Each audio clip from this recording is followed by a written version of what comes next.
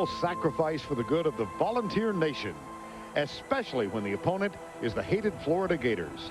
For the last decade, this game has tipped the balance of power in the SEC East, the game where ordinary becomes extraordinary. For the Gators, heroes like Danny Werfel became legends, and everyday players like Tony George made legendary plays. Alex Brown announced his coming out in a spectacular four-quarter display of defense. And Jabbar Gaffney announced his in a split second. For Tennessee, the emotions have been more uneven. Folk hero Peyton Manning never defeated Florida. But unheralded T. Martin engineered a spectacular upset. It sparked a celebration which remains an indelible image. And last year, Travis Stevens, so magnificent in the Vols win. 10 months later, with the absence of Steve Spurrier, the rivalry takes on a new twist, but the intensity remains the same. So many lie in wait today to make their mark on this heated rivalry.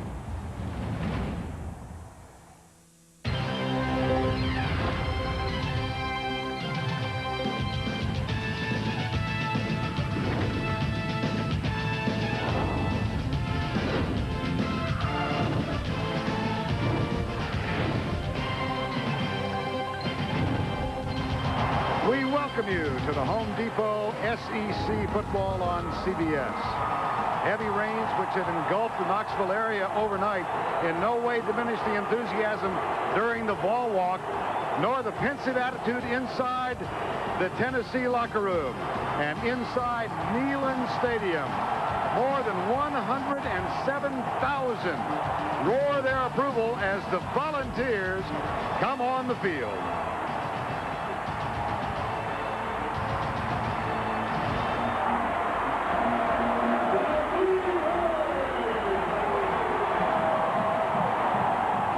Florida Gators as well have come to Knoxville.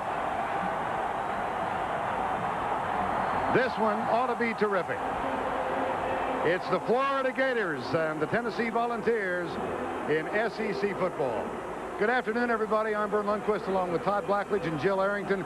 There are certain games on the football calendar every fall that shout out and insist you pay undivided attention.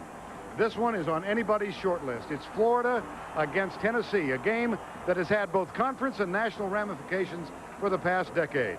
The Gators owned the Volunteers early in the 90s, but the last 4 games have been split. No encounter divided by any more than 4 points. We expect no less today. But this game will be remembered also by the absence, Todd, of a singular personality, a guy named Spurrier. And I got to admit, it feels different. You know, no pregame quips from Spurrier. They're learning new systems at Florida on both sides of the ball. They come in with a loss for the first time since '91 in this game, and without the swagger that we're used to. And part of the problem for Florida, 2 fundamental problems. The first, stopping the run. 2 weeks ago, Miami killed them on this power play. They block down on the tight end side, kick out with the fullback, lead through with the backside guard. Miami gained over 300 yards rushing, and most of it this power stuff in between the tackles. Bad news for the Gators, this play is one of Tennessee's signature running plays. They'll be tested again physically in this ball game. Problem number 2, pass protection. Last week against Ohio, here's a play they had 8 guys in protecting against only 5 rushers. Look at this, 1 guy on 1, 4 Gators taking 1 guy, 3 on 1, and nobody blocks the guy that's coming free on Rex Grossman. This shouldn't happen. Here's another play, 7 Florida blockers, 5 rushers. Again, somebody turned loose. Rex Grossman was the most efficient quarterback in the country last year. He's struggling in the first 3 games this year, but he needs some help up front. They've got to communicate and protect him much better. Well, if there is such a thing as a disappointing 2-1, that's the state of Florida right now. Tennessee undefeated, untested so far. And good news for the Volunteers, they have Kelly Washington back today. He's one of the biggest difference makers in all of college football. You know, Tim Brando likes to refer to himself as the mouth of the South. He's got to run for his money with Kelly Washington. This guy loves to chatter, but he can make plays. Big and strong, 6'4", 225 pounds. But what makes him special, he's got the body of a big guy, but the body control and movement of a little wide receiver. Watch Tennessee get him the ball often and early in this one. Well, this game, as all games, brought to you in HD TV. Soggy skies, but in no way has that diminished the enthusiasm of this crowd. Temperature 74 degrees, the humidity at 93%. Well, the forecast overnight was for 90% chance of rain. They haven't missed it. It's been raining heavily since about midnight last night. Tennessee won the toss. They declined. They will take the option in the second half. Florida will return the opening kickoff, and Philip Newman, who kicked off last week for the first time, he's a transfer from Georgia Tech. This Faison is one of the two deep men along with Ran Carthon. Carthon a yard deep. Nice open field play. Tackle is made by the running back, Derek Tinsley. And let's check in with the third member of our commentary team. Here's Jill Arrington. Well, Vern, Tennessee comes into this game with the attitude of unfinished business. After beating the Gators in the swamp last year, they came within a quarter of a chance to play for the national championship game, but lost to LSU, and they have not forgot that game. They went into spring practice making these T-shirts stating their motivation, unfinished business, and let me tell you, that business starts today. Indeed it does, Jill. And it begins with a fine open field tackle by Derek Tinsley. Rex Grossman and the Gators at their own 9-yard line. Grossman to throw on first down, goes deep left side, and he overthrows Taylor Jacobs. He did have protection. Willie Miles was defending for Tennessee. Grossman, a career completion percentage of 62, just above 50 this year in a sputtering start. 17-4 record as a starter. 55 of those touchdown passes came in his first 2 seasons. Only 3 matched up against 4 interceptions this year. 2nd and 10. Blitz. Across the middle it goes to the tight end. And the catch made at the 15-yard line. Let's check the Alamo offense now for Rex Grossman and the Florida Gators. The right side has been the problem. And it's Jorgensen and Cologne who will start there today. They have yielded to pressure. The backs and receivers, Graham, Vernell Brown, Jacobs, Perez. The tight end is Aaron Walker. Shows you the confidence Ron Zook has in his quarterback, Grossman. Deep in their own territory. No backs and shotgun early. Grossman delivers. Perez for the first down at the 21-yard line. And let's check this Tennessee defense. It is very, very fast. Don't know what effect the soggy ground will have today. Up front, it's Hand, Moore, Veal, and Carlton Neal, who plays in place of Constantine Richmond. Kevin Simon, second start today. He's had a terrific game last week. Miles, Baker, Battle, and Greer. The secondary might be the strength of this defensive unit. Very good cover, guys. Time to get Ernest Graham in the game now for Florida. Get him a touch on the football. And they do as instructed. Graham for 2. Out to the 23. Rashad Moore makes the tackle. So far, just the early feel is that the Florida offensive line is a little bit more about their business today. The first couple passes, good pass protection. Philip Fulmer, I mean, he told us when we bid him, he said, you know, this team they're not executing right now. They're going to get good. We just hope they don't get well against us. And that's kind of been the overriding thought of all the Tennessee coaches this week. No gain Graham on the last play. It's 2nd down and 10. And Grossman will throw. Blitz again. And Grossman scrambles. The pressure got there. Carlton Veal. Eddie Moore, one of the tri-captains for the Volunteers. And Ron Zook, first year as a successor to Steve Spurrier. Everything was bright and shiny when they defeated UAB, but they got shellacked by Miami 41-16. Did not look all that effective despite the score in the win against Ohio last week. 3rd and 13. This is a situation, even with a veteran quarterback, you want to try to avoid on the road. 3rd and more than 10. And Rex Grossman, who's thrown 4 interceptions already, needs to be careful with the football here. Volunteers 3 down. They will bring 5. Unimpeded Julian Battle. Grossman gets away, delivers it. And the pass is caught by Matt Jackson, I believe. No, it's Taylor Jacobs at the 33-yard line. Nice bit of work by Rex Grossman. Julian Battle is going to come on the blitz free. He's going to come underneath on a stunt, and nobody picks him up. Again, that's been a problem with Florida. They've got enough guys in there to block, but they're turning guys loose on stunts. But Grossman keeps his head, keeps his wits, and finds his favorite receiver for the first down. Taylor Jacobs, a quiet couple of games since setting a Florida receiving yards in a game record in the opener. 246 yards on 8 catches. This three-man defensive front is the front Tennessee likes to pressure out of. Graham comes left, stiff arm on Battle, picks up an extra 2 yards. Knocked out of bounds at the 39-yard line. You know, it was interesting listening to some of the Tennessee defenders talking about Ernest Graham. One of the things they said is he's got a tremendous stiff arm, and we saw a little one right there. He really does have a great stiff arm, and he was able to get about 4 or 5 more yards on that play just by using that. Second down 5. Opening drive of the ball game. Florida took the kickoff out to the 9-yard line. They've now moved to the 39, and it's second down and 5.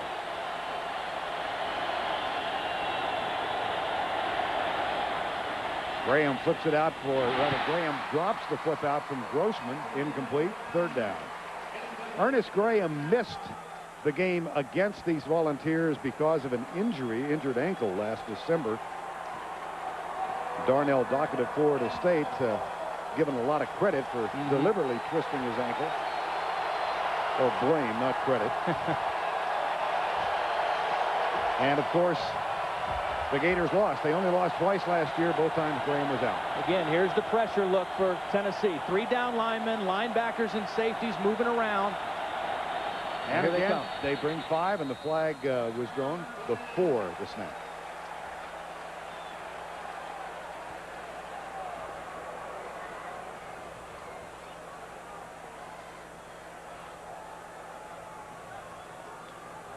Have a dead ball foul. False start.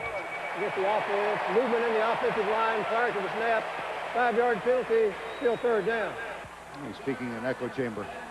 Take a look at the numbers of Rex Grossman after 3 games. Now, granted, there was no Miami or a team that caliber last year in there, but 10 touchdowns, 2 interceptions compared to 3 and 4. And again, they're learning a new offensive system. I don't care how talented you are. It's still a lot of new learning going on for him and everyone else. Officially 3rd and 10. Blitz coming again. Grossman popped. It's deflected and incomplete. Rashad Baker could not quite contain it. It will be 4th down, and Rex Grossman, who is as tough as they come, took a shot to the shoulders on that one. They challenge the right side. Watch over here. This is where the pressure's going to come. It opens up. Here comes Robert Peace all alone. Gets a clean hit on the quarterback, and Rex made a good throw under pressure. That's a catch that Jacobs has to make. Almost intercepted, but should have been a completion. Florida with punting problems changed their punter last game out. So this the second effort now for Sean Morton. Well, that's slow, too. That is a slow get off. And Rashad Baker on his giddy up. Fumble. And a scramble, I believe. Tennessee got it.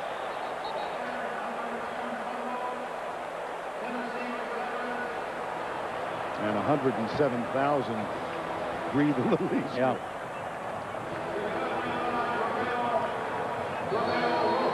Pretty good coverage. He's not wrapping up the football. The Gators getting to it and almost come up with a big play early.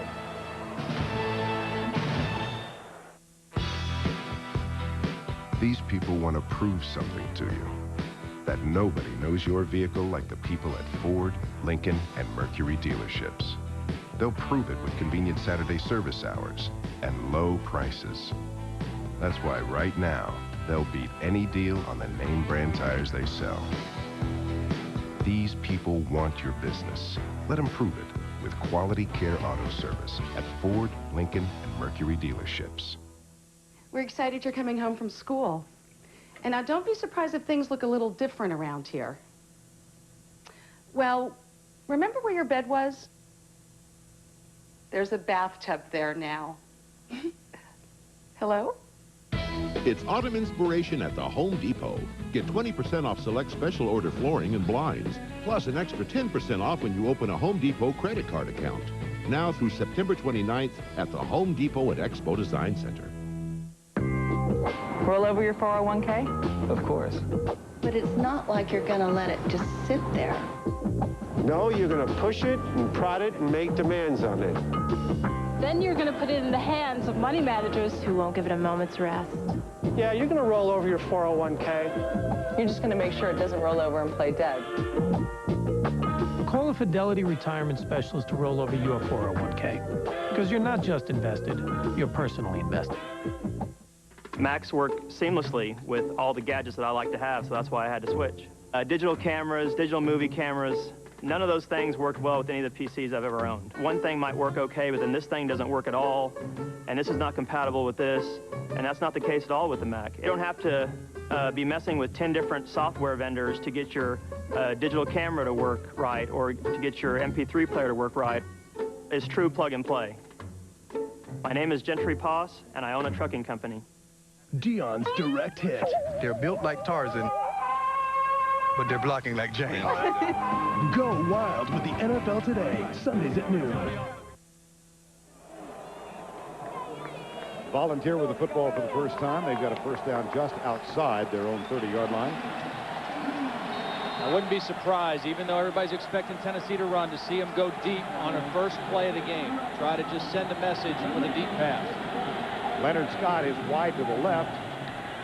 And they come out of the backfield to the fullback, Troy Fleming. A nice open field tackle by Kewan Ratliff, number 1. Casey Clausen, the cool kid from California, Northridge, California, in his junior season.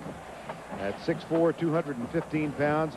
For the career, he is averaging 65% completion, 74% this year. He's seeing the field so much better this year, and watching him on film, it's probably been a blessing in disguise not having Kelly Washington, because he's had to spread the ball around and see the whole field, and he's done a really nice job in the first 2 games. 2nd down and 9. Victor McClure in as the second tight end. He's tight to the left. That's Jason Witten in motion, who provides the blocking help as Fleming, the only setback, picks up a couple to the 33-yard line. Let's check this Tennessee offense. Offensive line. Munoz is back after a redshirt season because of an injury. Herrera, Wells, Smith, and Offenhuzel, Cedric Houston, Troy Fleming in the backfield, Washington and Tony Brown, although Leonard Scott has been in on the first 2 plays, and Jason Witten is the tight end. Now that 2nd down play, Florida had press man-to-man and had 8 guys in the box, and Tennessee still ran. If they get a steady diet of that, Casey Clausen's going to audible to throw the football. They will spread 4 on 3rd down, one of whom is the tight end Jason Witten. He is wide to the right. Here's Clausen with time across the middle. Kelly Washington. First down, first catch of the season for the sophomore 23-year-old, who in this game last year caught only 1 for 13 yards, and he is welcomed back.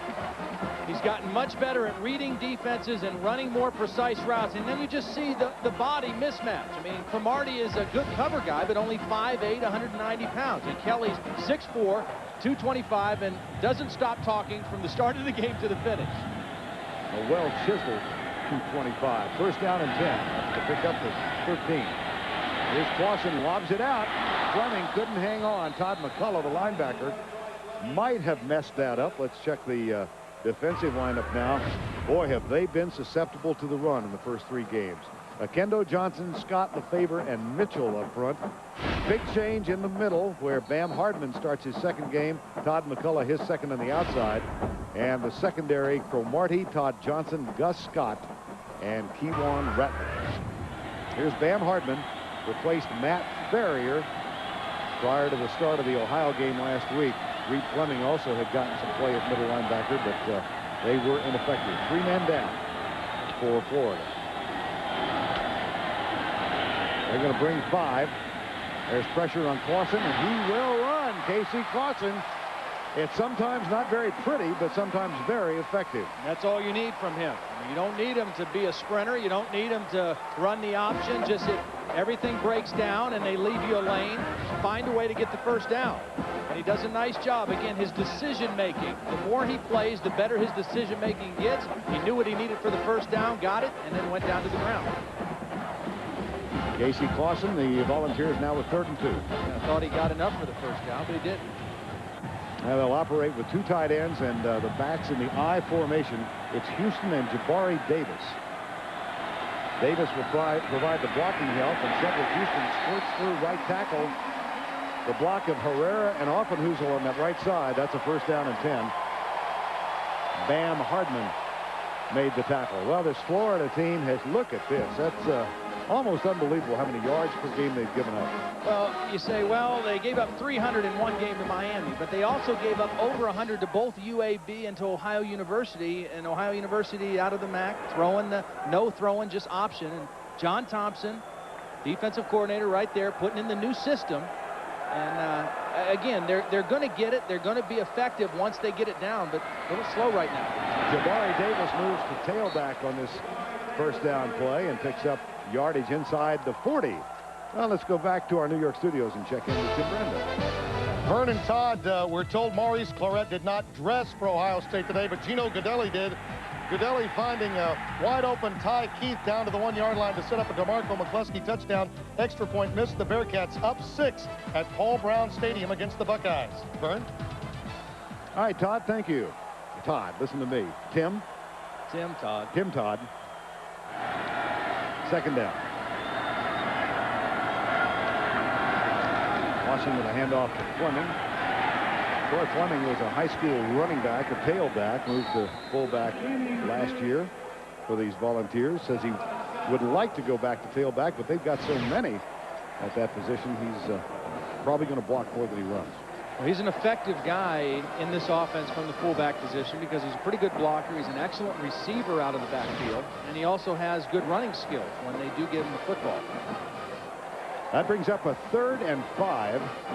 9th play of this drive that followed a punt from Florida. No score, and we are midway through the first quarter at Neyland Stadium in Knoxville. Washington starts in motion, pulls up. Here's Clausen. Good protection. Nope. Breaks down. They got him. Shovels it out left side for Fleming. And Casey Clausen with real patience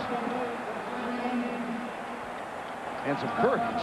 Yeah. Well, Clint Mitchell, it's only a 4-man rush, and he does a nice job of beating Michael Munoz along the left side. He's going to come from over here and chase Clausen all the way down. He actually gets by Fleming, and Clausen alertly finds an outlet receiver in Troy Fleming. Now Tennessee is looking at a 4th and 3. If they decide the field goal, it's going to be from 52 yards away. We'll have their decision in a moment.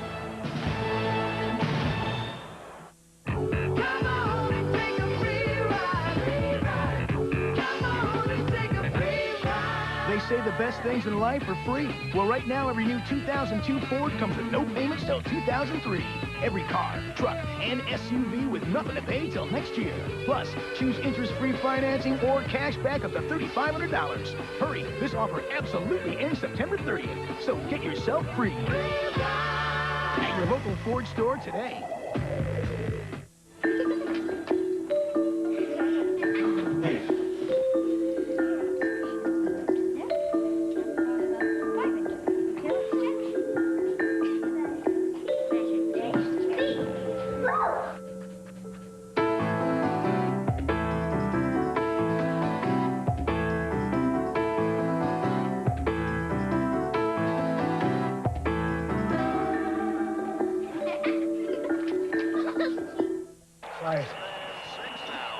Do you have screwdriver too? I'm in.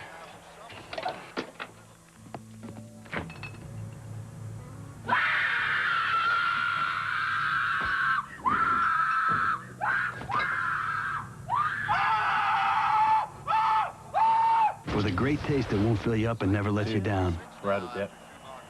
Pliers. Make it a Bud Light. Monday on an all-new Late Show, Dave's got superstar Bruce Willis. Music from Lee, plus a special top 10, and Biff goes behind the scenes of CSI Miami. Monday on Dave. 6:41 to go in the first quarter of play. 4th and 3 Volunteers. They are at the 35 of Florida. Alex Wall's career-long field goal is 51. He would have attempted this from 52. So instead, Tennessee's going to go for the first down. Keep an eye on big Jason Witten, the tight end right here. He's a big target. Probably be up against a much smaller guy in this play. He has caught 7 this year. 4th down. Stunts. Clausen over the middle. Got it. Complete to Kelly Washington. Inside the 30. Philip Fulmer gives his nod of approval. Jason Witten's a big guy, but so is Kelly Washington. And again, they get the matchup on Cromartie, a much smaller corner. And when you only need that much, I mean, you can just throw it low. He doesn't have to run after the catch. Just catch it and get the first down. Philip Fulmer feels so much more comfortable with Casey Clausen. They're giving him packages at the line of scrimmage, and he can call the game at the line of scrimmage much more. A little early movement that time by the backup tight end, Victor McClure. I think that's Victor's first play in the game. If a dead ball foul, false start against the offense. Well, if you think Victor McClure looks like an offensive guard or tackle, you are correct. He's just moved out there. He totes a cool 300 pounds on that frame. It was funny. Randy Sanders says he's a really good athlete for an offensive guard. He's not the most athletic tight end, but they needed another blocking guy. Their third tight end, Aaron Kirkland, is a true freshman, and they weren't quite ready to count on him to be the backup. Bam Hardman, middle linebacker, 2nd week in a row. He was a starter on the weak side.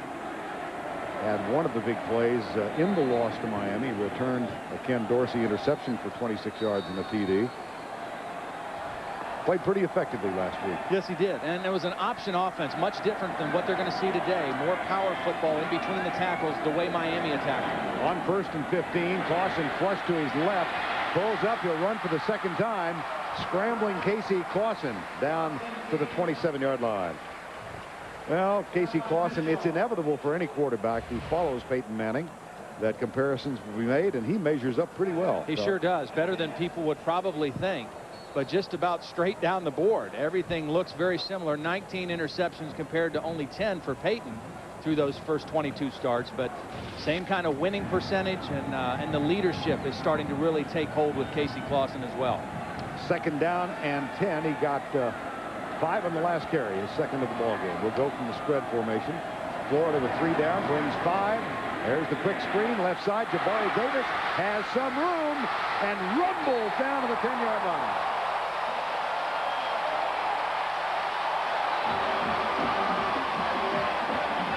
Really nice play call by Randy Sanders, and the thing that Jabari Davis did is watch his patience. Number 34, when he gets it, he'll wait until the blocks are set, and then he just hesitates a little.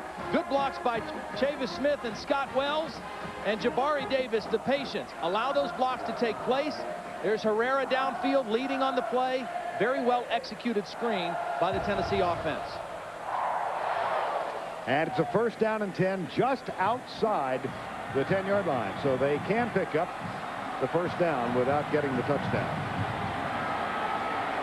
Motion to the left side, Aaron Kirkland, the 3rd tight end, and Witten, and they took too long. Yeah, didn't get it off, and that's a tough penalty for Tennessee. They've got momentum. They've got the Florida defense on their heels a little bit, and what he's saying right now, we got to get this play. We got to pick up the tempo, get the plays in a little faster. There's Randy Sanders, offensive coordinator. Really, he's a guy who's gotten more and more comfortable in his role as well. And he talked about the ease with which Casey Clausen, this may be a wrong time to talk about this, having just taken the delay, but Casey Clausen is so much more comfortable in running this offense. Used to emulate a 16-year-old driving a car with both hands on the wheel, and he would operate it defensively now, much more at ease in the cockpit or behind the wheel. Here's Fleming up the middle. Nothing there. It'll be 2nd down and 15. And while we've got a second or two, let's go back to New York. Here's Tim Brandon. Vern, that Notre Dame offense, it's a juggernaut. After a nice trick play, Arnaz battled to Carlisle Holiday on a pass back. It's Ryan Grant culminating an 80-yard drive, and the Irish lead the Spartans 7-0, trying to end a 5-game losing streak against them. All right, Tim, thank you. And of course, Michigan State shellacked last week by California.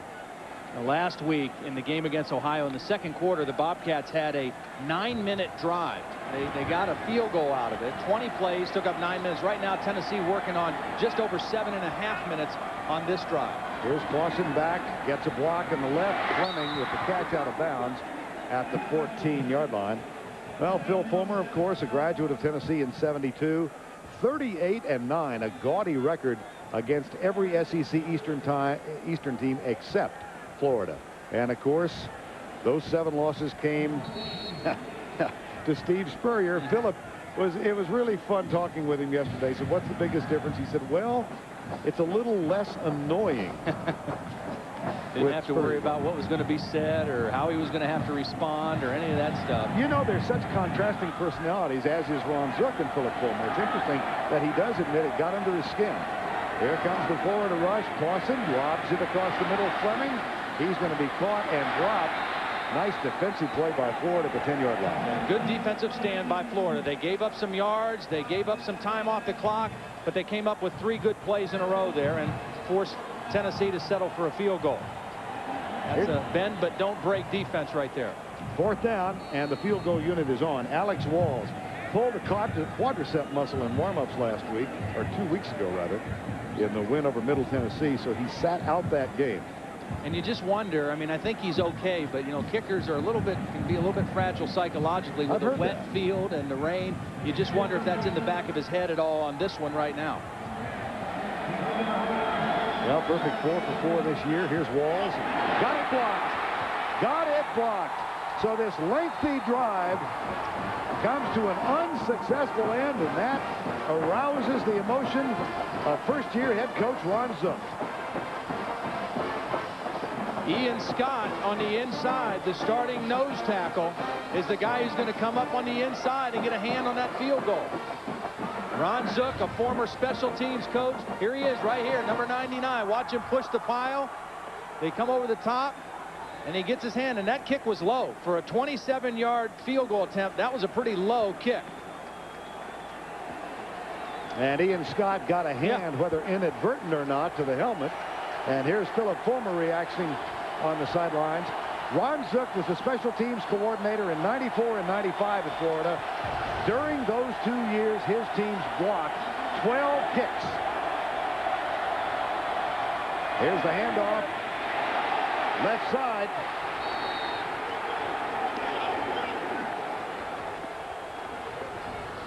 Ingle Martin, who is the backup quarterback. You know, it's a little you study and you study and you talk and you talk. Yeah, I think Ron Zook and Ed Zonbrecker may have watched Penn State play last week. That's the same kind of play that Penn State did with their backup quarterback. And you say to the coaching staff, you got anything in your pocket that you might surprise us with? Nah, not a thing. Ingle Martin, the quarterback. Here's Grossman. This is no surprise. It's Ernest Graham. Now the NFL tomorrow on CBS. Regional action, Jets Miami, games at New England, Tennessee, and Houston, late games in Denver and Arizona. That's the NFL on CBS, and it all begins with the NFL today at noon Eastern time tomorrow. We talked about the right side of this Florida offensive line having problems. That play, Jonathan Colon, the right tackle, was just manhandled by Omari Hand, the defensive end, and no gain on that running play. That has been an area of susceptibility for the Florida Gators. 3rd and 4, rain starts again. Grossman blocked by his tight end.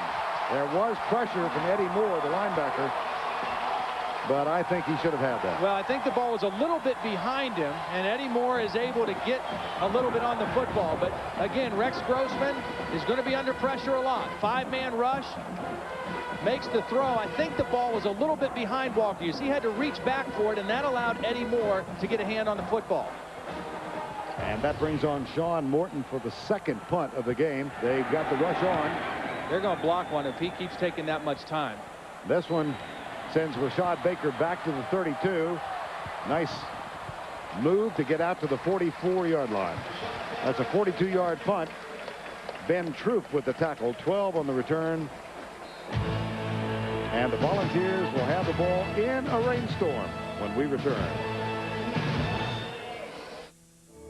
It's surprising how much you miss from 35,000 feet, especially this time of year. Can you hear the leaves of gold crunch beneath your feet? Feel the warmth of family, or show your old hometown to someone who's never seen it before. Get yourself down to ground level. That's where the memories live. There are over 4 million miles of roads in Alamo Country, and with values like this, they're easy to explore. Alamo, the official rental car of the American vacation.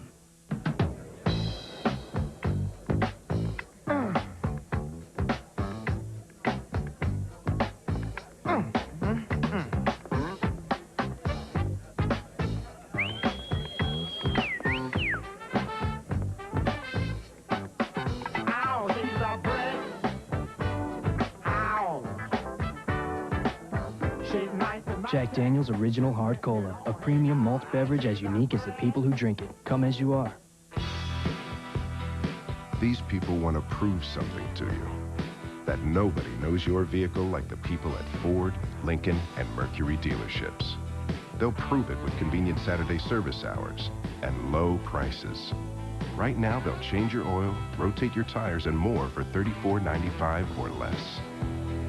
These people want your business. Let them prove it with Quality Care Auto Service at Ford, Lincoln, and Mercury dealerships.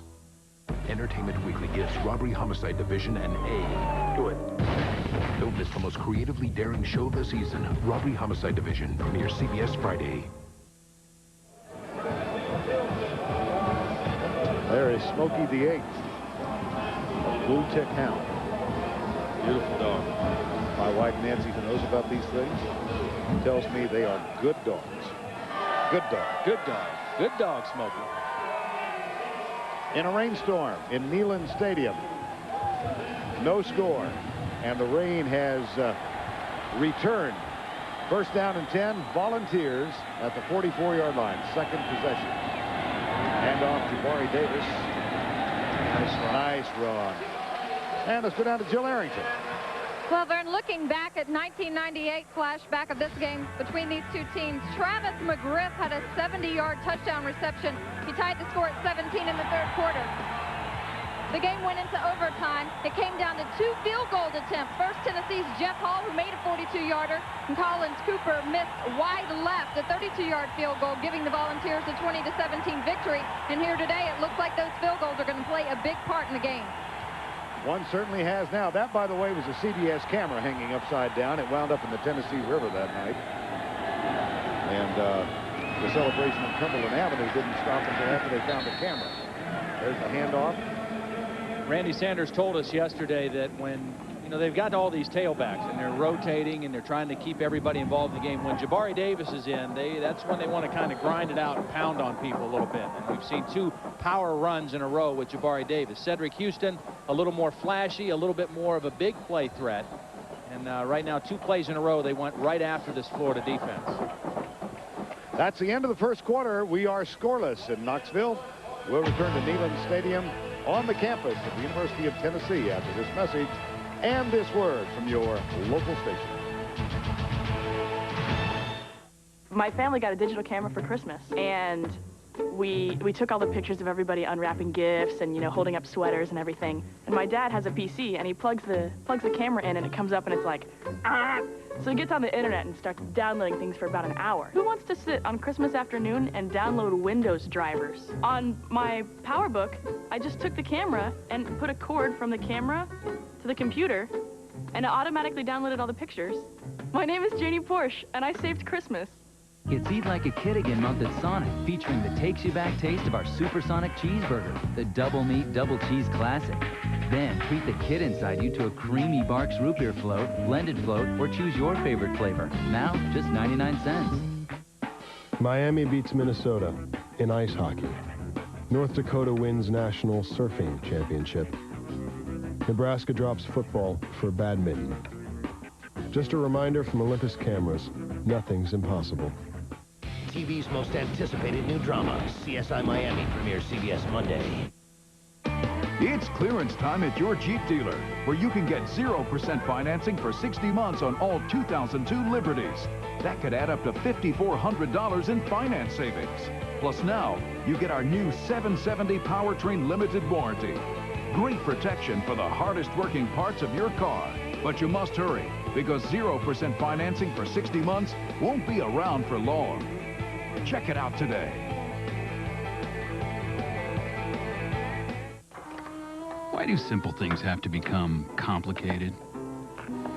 Why deal with a dozen companies and a stack of bills? Now that Bell South offers long distance, we're the only company that gives you local service, wireless, dial-up and high-speed DSL internet service, even voicemail and two-way paging, all on one bill. What could be simpler? Long distance and everything else, plus savings from one company, the one you know. Call now to learn about savings from Bell South. Hey, get down here fast. They got the silver one. Okay, bye.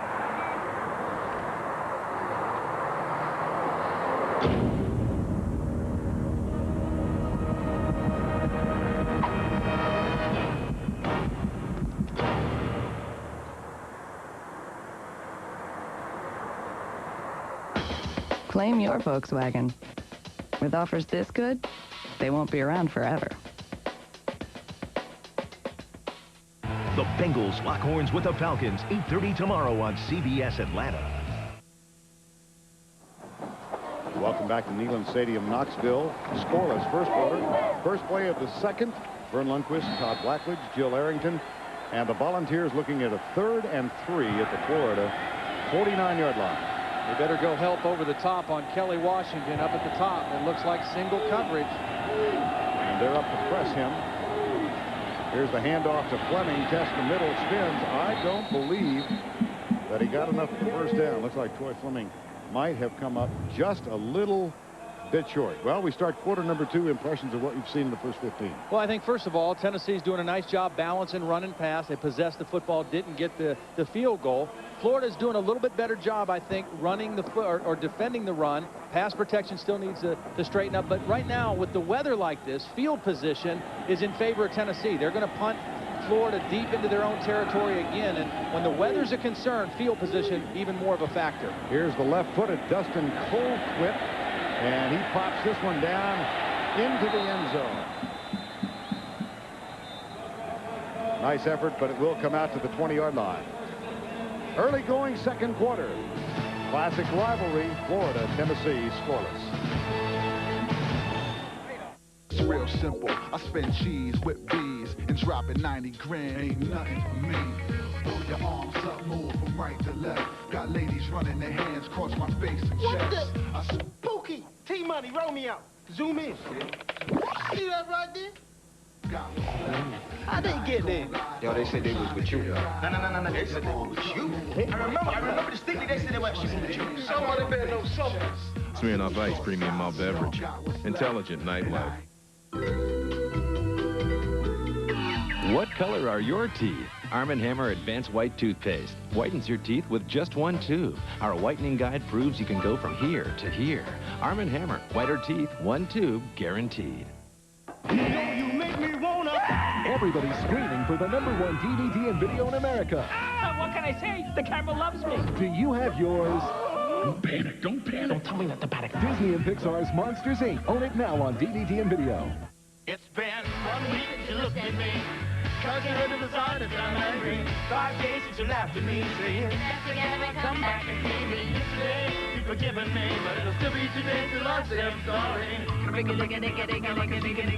vanilla, it's the finest of the flavors. And it's the show cause I know the vertigo is at my door and the banger is your life to sign a waiver. I have a tendency to wear my mind on my sleeve. I had to it's been 1 week since you looked at me. Dropped your arms to the sides and said I'm sorry. The Bills battle the Broncos. The Jets collide with Ricky Williams and the Dolphins. The Chiefs try to slow down Tom Brady and the Pats. Coast-to-coast clashes Sunday on CBS.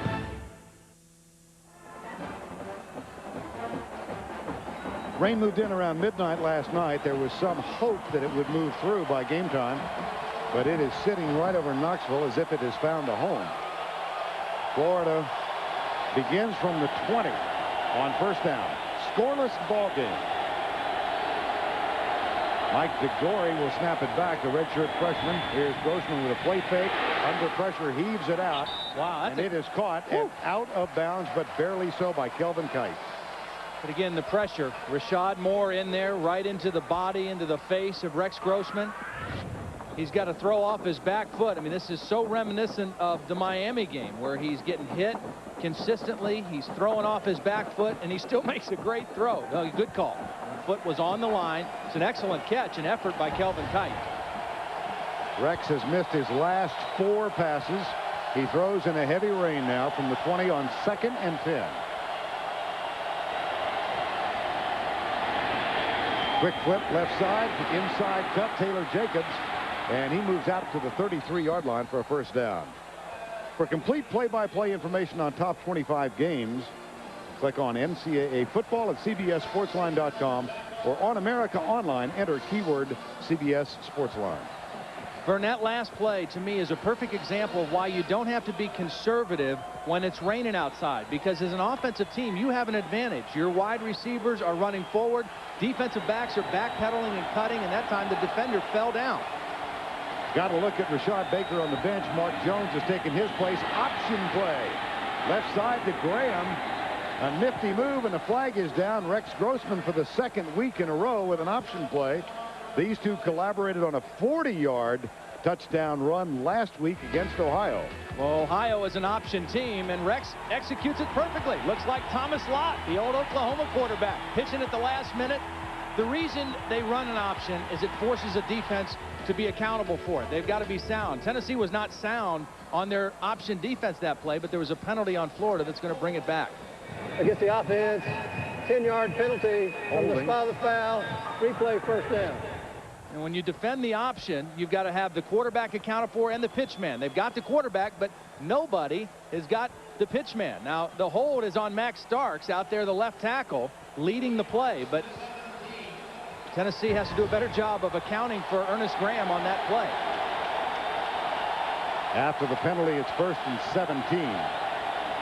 Graham and Rand Carthen both in the backfield alongside Grossman. Takes the snap from the spread, handoff. Graham tries to get yardage. Did you run the option any? Ran it on the goal line. You know, short yardage and goal line was the only time that we ran it, although I did have a 43-yard run on an option against the Missouri Tigers, where our producer went to school. Who's the best option quarterback you ever saw? Who? Would it have to be a wishbone quarterback? Yeah, I think so. I mean, I think they were the best guys doing it. I mean, they were so slick with the ball handling and pitching it at the last minute. I like Thomas Lott. Can I date myself? Go ahead. Jack Mildren, Oklahoma. He's a great one. Steve Davis, Oklahoma. Here's the flip to Kelvin Kite. Popped as he gets the ball. Incomplete. Eddie Moore. One of the tri-captains. That's David Jorgensen with a look of disgust on his face as he flips the ball back. Eddie Moore talking with us yesterday during the walkthrough about the speed on this Tennessee team. Well, they're all fast. Now, he said Corey Larkins is probably the fastest, but Eddie Moore read that one quickly and was right there for the big hit. Last year in the ball game, he knocked Kelvin Kite out of the game with a big hit. Almost did the same thing there. 3rd and 14.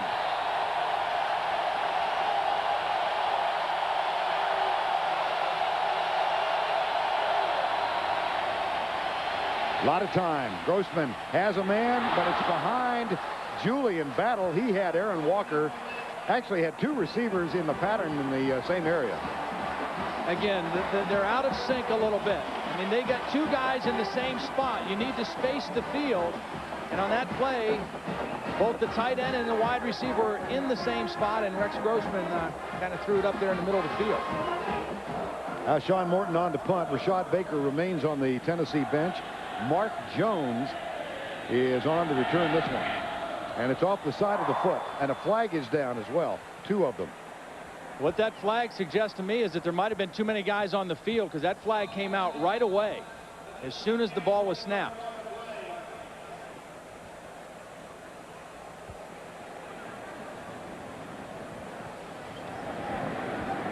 Now, wait for the preliminary indication here from Rogers Redding, the referee.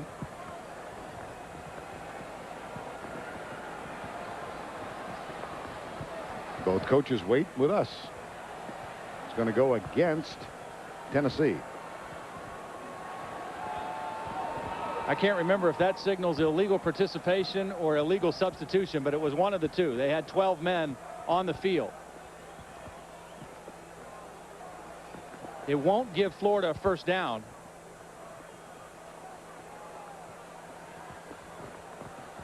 And we see if we get the explanation. We'll get it sorted out here.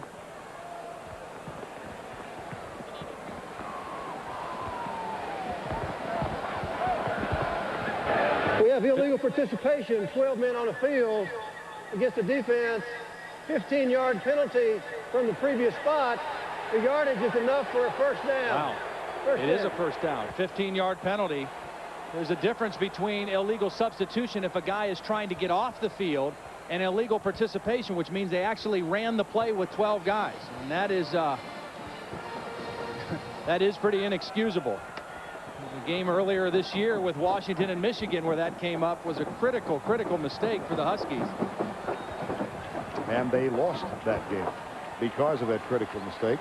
Boy, you have them stop 3rd and long, and you give up the first down on a penalty like that, and new life for Rex Grossman and the Gators. Ingle Martin is back on the field. Number 10. He's in motion now. He's a Tennessee kid. Here's Grossman back to throw off his back foot again. This catch, however, it's not made. Incomplete. You know, and that ball hung in the air too long, and part of that is because Rex did throw it off his back foot. Now, I understand when you're getting pressured, I mean, it is a tendency to get rid of the ball early, so you try to avoid that hit. But he didn't have to throw that off his back foot. He could have stepped into that one, and if he steps into it, that ball doesn't hang, and Troop's able to come up with the catch. And that ball hung and hung and hung, and Stephen Marsh was able to rip it out. Very modest statistics for Rex Grossman in the first half now. 4 of 12. Sacked once, hurried 3 times, and he has been knocked down 3 times. He still has to step into it and throw even though he's getting hit, and he's done that in his career. Here's Graham out to the 46-yard line into the arms of Mark Jones, number 10, and Kendrick, number 93. Well, last dozen years, the team that has rushed for more yards has posted 11-1. And the team with the fewest turnovers, 8-3-1. And a surprise that you pointed out, those so far this year, Florida has rushed more than Tennessee has, and Tennessee has thrown more than Florida has.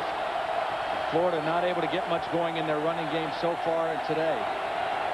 On 3rd down, blitz. Grossman heads left over the head of Ernest Graham. You know him very well. You've seen him play a lot of times.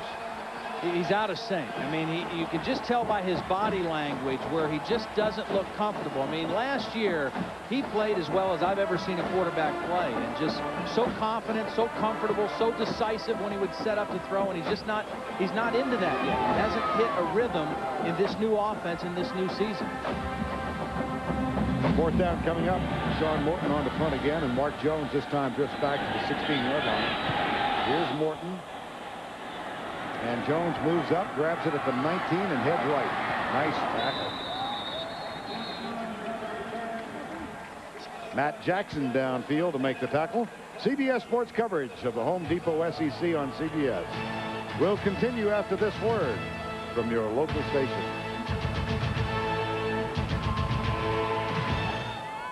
It's the season premiere you've been waiting for. Everybody Loves Raymond, CBS Monday.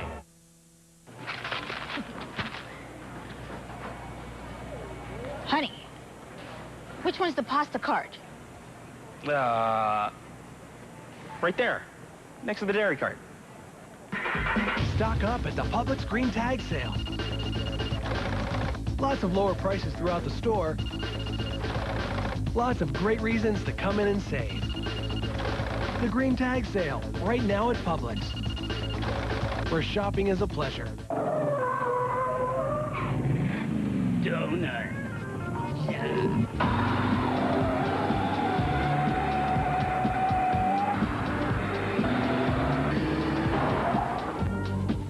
Espresso. The 2002 Lincoln LS. Now with 0% financing for 5 full years or $3,000 cash back. There are those who travel and those who travel well. I want one size that fits me, not one size that fits all. I want to be able to change my mind for a change. I want it all from someone who's got it all. I want lots of choices. Just make it simple. Bell South answers. More choices on one bill. Savings on local, long distance, high-speed DSL internet, and more. I want a new boyfriend. Call us. Bell South. Listening, answering. The Bengals lock horns with the Falcons, 8:30 tomorrow on CBS Atlanta.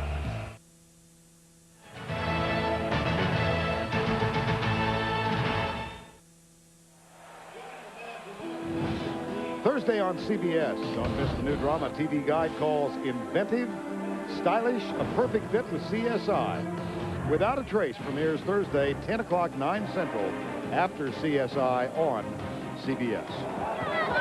Well, I think Florida's defense has settled in here fairly nicely against the run. I mean, they've answered that challenge. Now I think Tennessee has to challenge them throwing the football. There's too many guys around the line of scrimmage. They got to go over the top to Kelly Washington and get Jason Witten in the game as well. Derek Tinsley is in the backfield, gets the first down handoff out to the 28-yard line.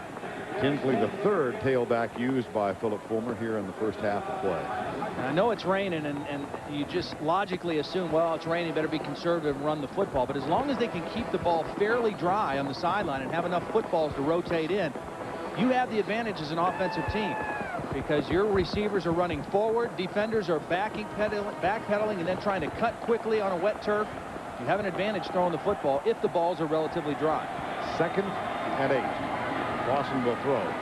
Flips it out left side. Tinsley, who is really an all-purpose back.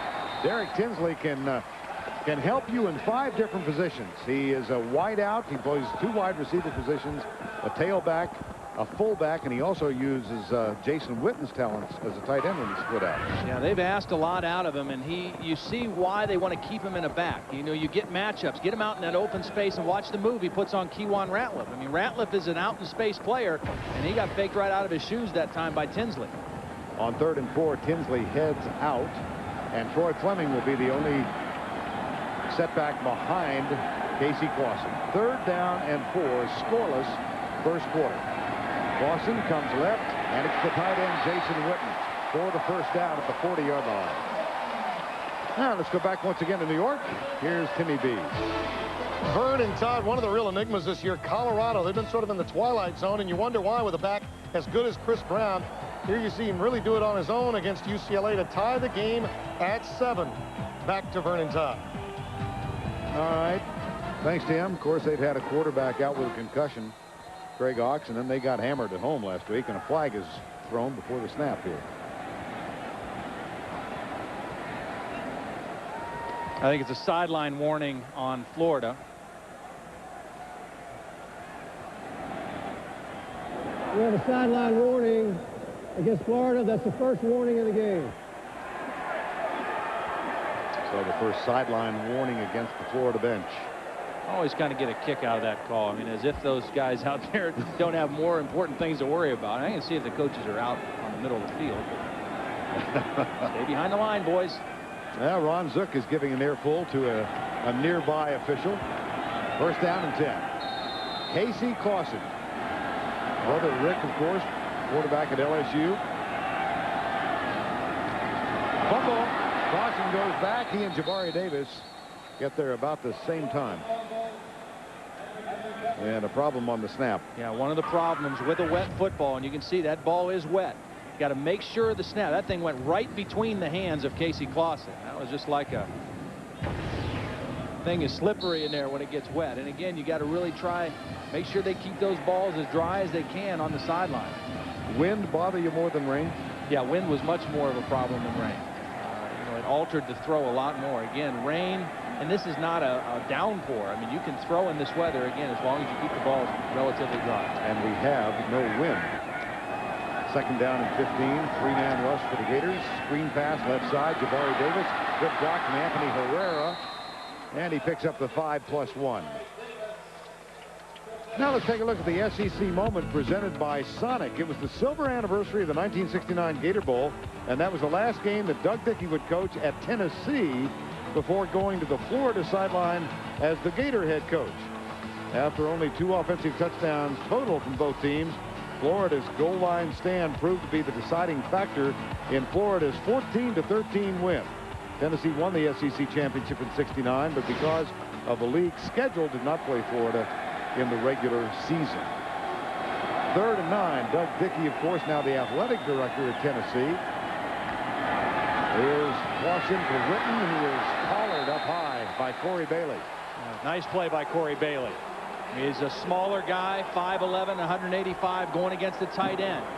And he timed it very well, and he got in there right up around the head and the shoulders and the neck of Jason Witten and knocked that ball out. You know, if he goes down low and just tries to make the tackle, Witten makes that catch and gets a first down probably. And that brings up 4th down. Dustin Colquitt back to punt. Kewan Ratliff waits it at the 20-yard line.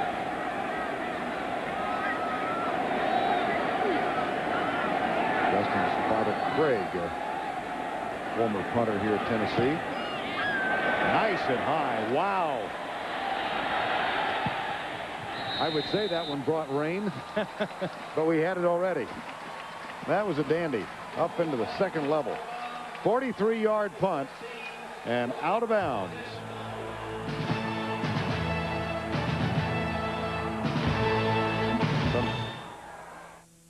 Hey, hand me that there, Reg? Yeah. Oh! What do you think? I got that insurance or something? What? It puts money in your wallet in case you're like flat on your back. What? Never heard of it. Well, you can get it at work. Get what?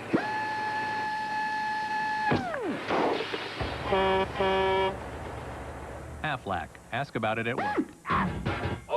How did I become a switcher? Because I got tired of just trying to make my computer work. I had a PC and it never worked. Couldn't do video.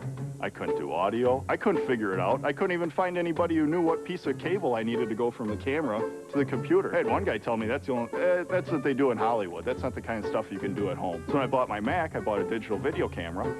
And now, you know, it's simple. Plug in the FireWire to the Mac, plug it into the digital video camera, open iMovie, click import, and whoop, it all goes on. My name's Andy Skoronsky, and I'm a cop.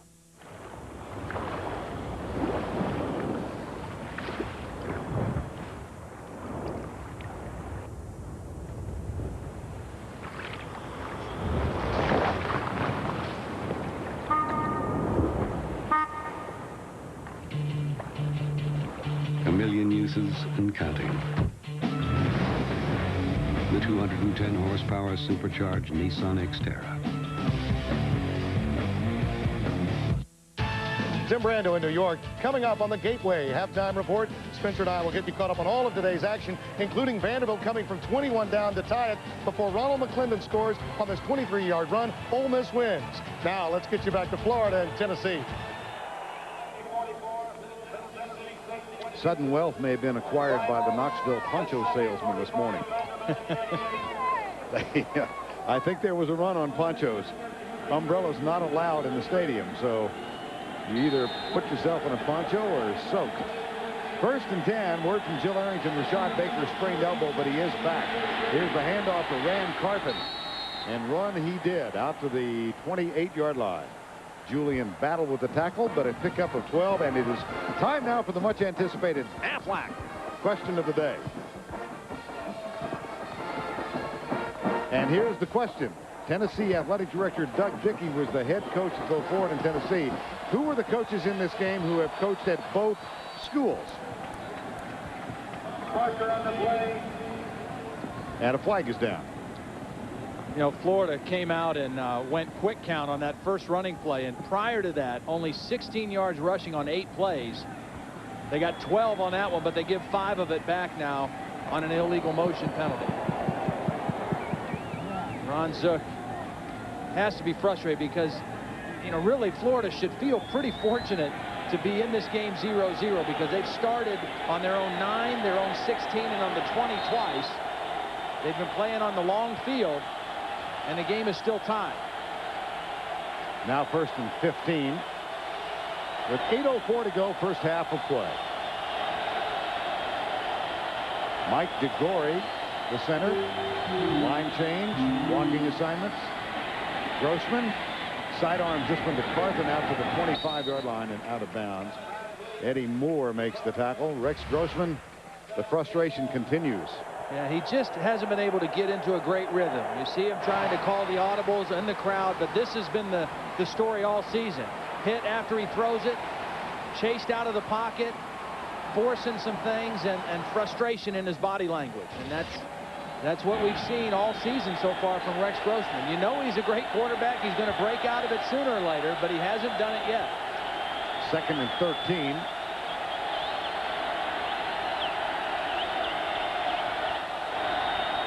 Here comes the blitz. Stephen Marsh was almost there. Now Grossman chased from behind. How about this nifty run for Rex Grossman?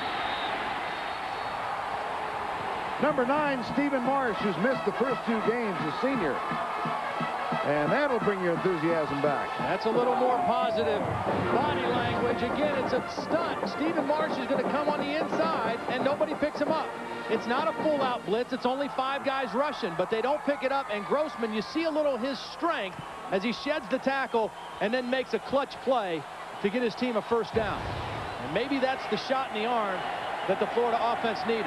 That's a 19-yard gain. Here is Rand Carthen, who goes left behind Max Starks for 3 yards. Well, we showed you the graphic about the running, and the team that runs for more yards wins. 11 out of the 12, last 12 they played. And Florida has to get some success running the football. That will take some of the pressure off of Rex Grossman. If they can get something going running the football with Ernest Graham and Rand Carthen, then that'll slow that Tennessee pass rush down a little bit. On second down,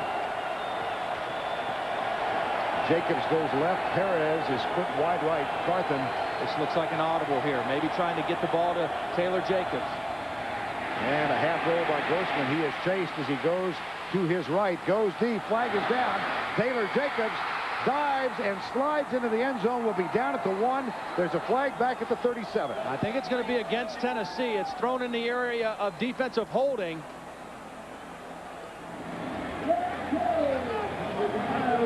So Grossman waits. Jacobs waits.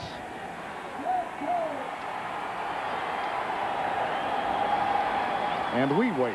And this was Rex Grossman again, getting away from pressure, buying extra time, and that enabled Taylor Jacobs to slip behind the deepest defender. This isn't how they drew it up, but Jacobs was able to get behind Willie Miles. There was no safety over the top. You know the speed Jacobs has. He fights off the man-to-man coverage, and then Miles got caught looking back at the quarterback. He thought the play was over, and Jacobs never gave up on it. Taylor Jacobs tripped. It was defensive holding. It was declined by Florida. They will take the 52-yard gain, of first and goal at the 1. And the Volunteers call timeout. The time comes with 6 minutes and 42 seconds remaining in the first half of a thus far scoreless game.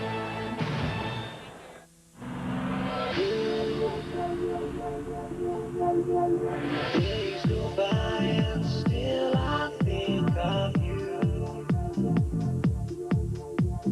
Days when I couldn't live my life without you. Without you. Without you.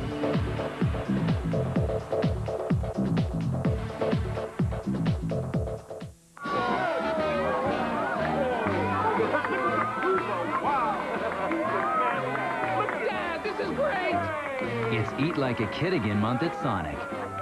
Featuring our Supersonic Cheeseburger, made with the freshest ingredients after you order it. This is the big double meat, double cheese classic with the flavor you remember. Then, take yourself back with the creamy taste of a Barks root beer float, blended float, or choose your favorite flavor. Now just 99 cents. Without a Yamaha ATV, you're not going very far. The Grizzly 660 Automatic from Yamaha. The only ATV with push-button front diff lock and 4-wheel independent suspension. The Grizzly 660 Automatic. Where you go now is up to you. Now get a Warn winch with select models plus 0% financing on every Yamaha ATV. Your ultimate online sports experience. For the fastest scores, stats, and first-rate fantasy sports, go to CBSSportsline.com or enter AOL keyword CBS Sportsline.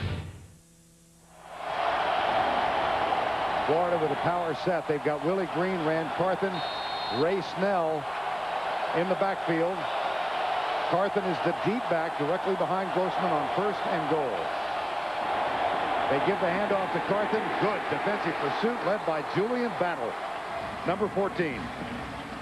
Kind of a slow developing play. It's a little bit of a counter. They're trying to pull the backside guard, and penetration by the Tennessee defense kind of shut that one down. This is a run defense that over the last 3 years has given up very little. Less than 100 yards average over the last 36 regular season games. Grossman looks over at the bench. Looked at the bench. He looked at his wristband. He's got 7 seconds on the play clock now. Play fake. Grossman. Nobody open. And Grossman will run and is belted down by Julian Battle at the 1-yard line. Ball was down. It did come out. But Battle with back-to-back plays on either side of the field. You know, one thing we're seeing a little bit of, too, is we're seeing that Rex Grossman's got a little foot speed because this is a fast defense, and he's outrunning linebackers to the corner here. He outruns Keon Whiteside and gets hit pretty good, but that was a good call. The ball was down, and now a big 3rd down play for the Florida offense. If they run it, I would expect them to run it over the left side, and Big Mac starts. Carthen again puts his head down, drives, and did not get in.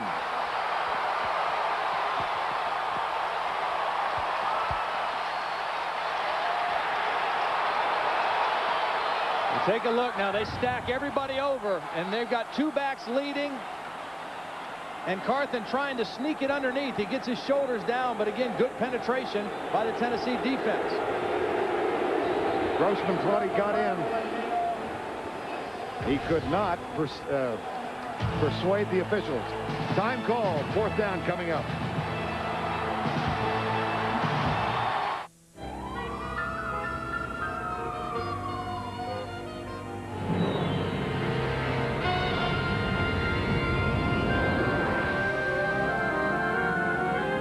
When an accident, fire, or burglary turns your world upside down, there's Farmers Help Point Service. Someone who can think straight when you can't. Someone who cares and who really takes care. Because with Farmers Insurance, the moment you need it most, you can call Help Point. Farmers Help Point gets you back where you belong. Taylor Jacobs caught a 52-yard pass from Rex Grossman. He needed 53 for the touchdown. He tripped and came down at the 2. 3 running plays have gotten Florida to the 1. Now they have a 4th and goal at the 1-yard line, and they will go for the touchdown.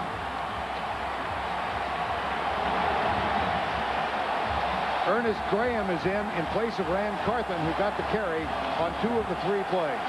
I think this is a good call going for it. Your defense is playing pretty well. You either get the touchdown or you make Tennessee go 99 yards. Didn't get it. Lead for it. Yes, he got it. Second effort got it. All it takes is for the ball to cross the plane. Second effort, and that reach of the football by Ernest Graham is what got it. If the ball crosses the plane, which goes around the globe, as we all know, it is a touchdown. And before Graham was down, watch him reach out, and the ball crossed the plane. Good penetration. That's Keon Whiteside flying in there, and then the legs keep going. The ball is reached.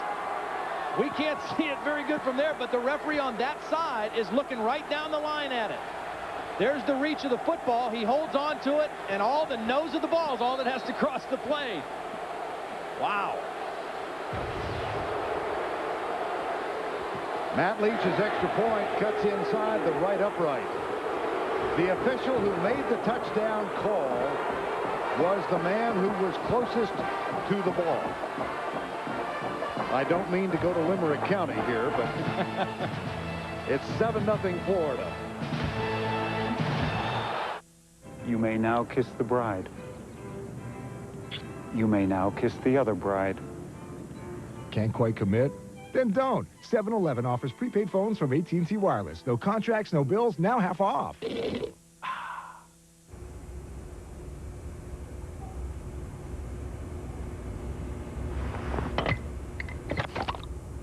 Now enjoy Guinness anywhere. Authentic Guinness draft in a bottle. The NFL Today's Jim Nance, Dan Marino, Deion Sanders, and Boomer Esiason use their expertise to select their picks and deliver the Unisys top performers. The NFL Today, Sundays at noon. Well, Ernest Graham, prior to the whistle, leaned out and was judged to have crossed the plane with the football. Todd? Well, he kept his legs going, and then he reached out, and all the ball has to do is cross the plane of the end zone. Now, there's two officials looking right at it. One coming right down the side looking at it. Take a look at this guy. He's got the best shot of it right there. He's on it. He's watching Ernest Graham with that football, and he's the one that signals touchdown. He comes in and makes the call, and he makes a definitive call. And from the rear of the end zone, you take a look at Ernest Graham, judged not to have made contact with the ground, whose forward momentum was judged not to have been stopped. And, well. What do we got? Controversy involving Florida and Tennessee. Close calls in the end zone here in Knoxville. Yeah. It was here 2 years ago that a man named Jabbar Gaffney caught a pass from Jesse Palmer and was ruled to have had possession of the football. That one still rankles. 2 years ago, in the end zone or near from the 3-yard line, Jesse Palmer. Now this is last year. This was a try for 2 in a 34-32 game with 1:10 to go. This was Grossman and Florida trying to tie up the ball game. That was a year ago. And we're going to charge that one up to the guys in the truck. Everybody gets a mulligan. No problem with that. First down and 10. I think Tennessee needs to be more aggressive offensively. Get Washington and Witten involved. Fumble snap. Florida got it. That's the second snap. Second one that has not come up clean before the game. You know, before the game, I watched Mike Berry with the centers and Casey Clausen out there working on snaps before the game. And there was a little bit of a look of concern on his face. You got to make sure you get the snap first. The quarterback, he can't pull out of there too quick. He's got to stay in there and ride the center. And Marcus Okendo Johnson comes up with a loose ball. And Florida in great position right now after the turnover. And with 4:41 still on the clock in the first half. Well, you always have to, as a quarterback, make sure you get the snap first. You can't do anything until then. When the ball is wet, you have to be extra cautious and kind of stay in there a little bit longer with the center. And 2 times now, they haven't gotten a good exchange. Double tight end set for the Gators. That's Troop, Ben Troop, who starts in motion. Grossman being chased by Rashad Moore and is knocked off his feet at the 40. A flag is thrown. Well, they're going to call intentional grounding. Rashad Moore came almost unblocked. And what Rex is complaining about is they were trying to throw a throwback screen. This was a designed play. Now watch Rashad Moore. He just goes right past the right guard Jorgensen. I mean, just ran right past him. I mean, as a quarterback, you've got to have a little more time to execute your offense. I mean, that's not Rex Grossman's fault. The penalty's on him. But, man, you can't just olay a guy like Rashad Moore up there. You got to put a hat on him and slow him down a little bit. Well, in that Miami loss 2 weeks ago, we saw the right side of this offensive line. It was Jorgensen, Hand, Cologne, Mo Mitchell, who is not with the team, the right tackle. He may or may not be back. Rashad Moore flew right by Jorgensen on that play. Good thing for Tennessee, that's a loss of down penalty as well, so it's 2nd and 25 now for the Gators. From the 39. Here comes 5 men rushing. Flip out to Graham. Gets by the first tackle, slips another, slips a third. A nifty run for Ernest Graham down to the 26-yard line. A gained 11. And poor tackling by the Absolutely. Volunteers. 4 missed tackles by the Volunteers. That should have been a gain of about 1. And Ernest Graham turned it into a big-time play and get a bunch of that yardage back after the penalty. There's 1 missed tackle. That's Jabril Wilson. 2, 3, 4. You just can't. You got to wrap this guy up. I mean, he is a hard-running guy, and he's not going to go down just by colliding with him. Rain volume increases. 3rd and 14.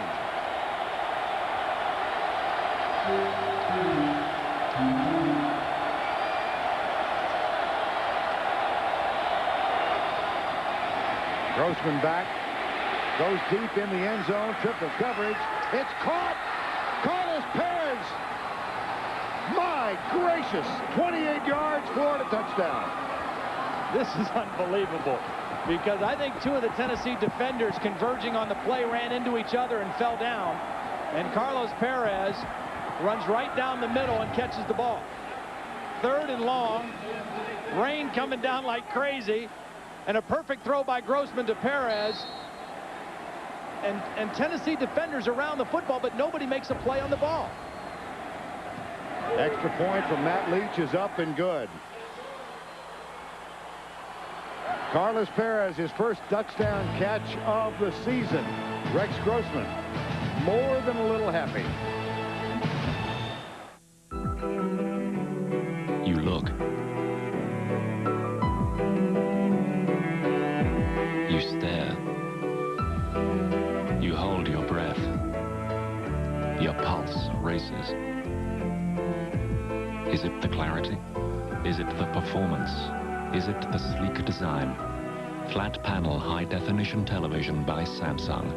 It's digital temptation, and everyone's invited.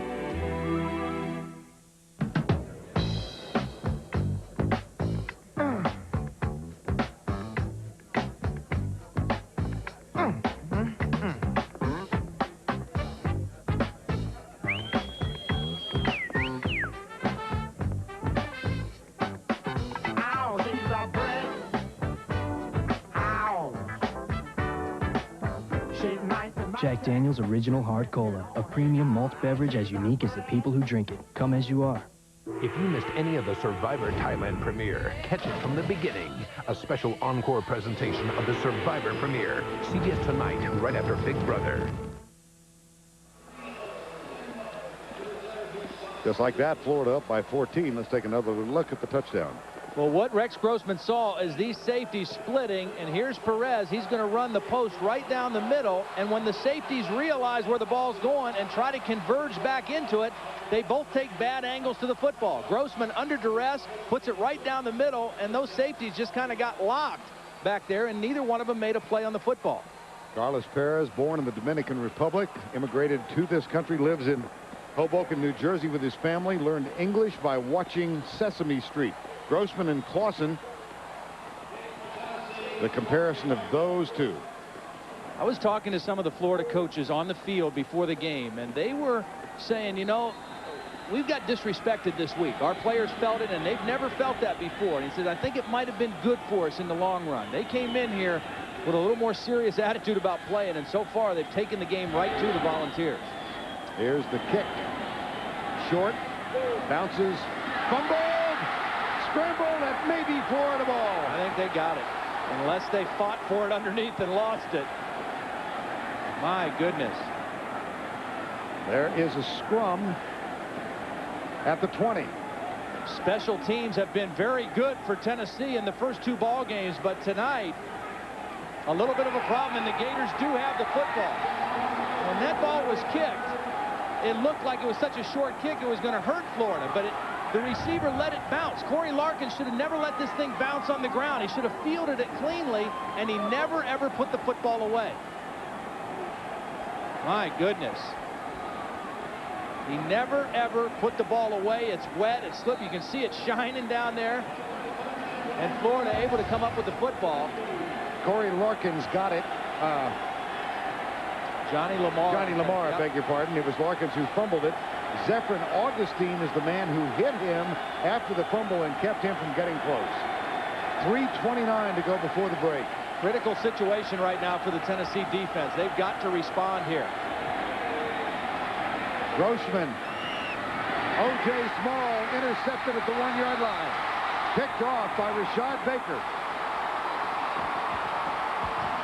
I think Rex got greedy on this one, too.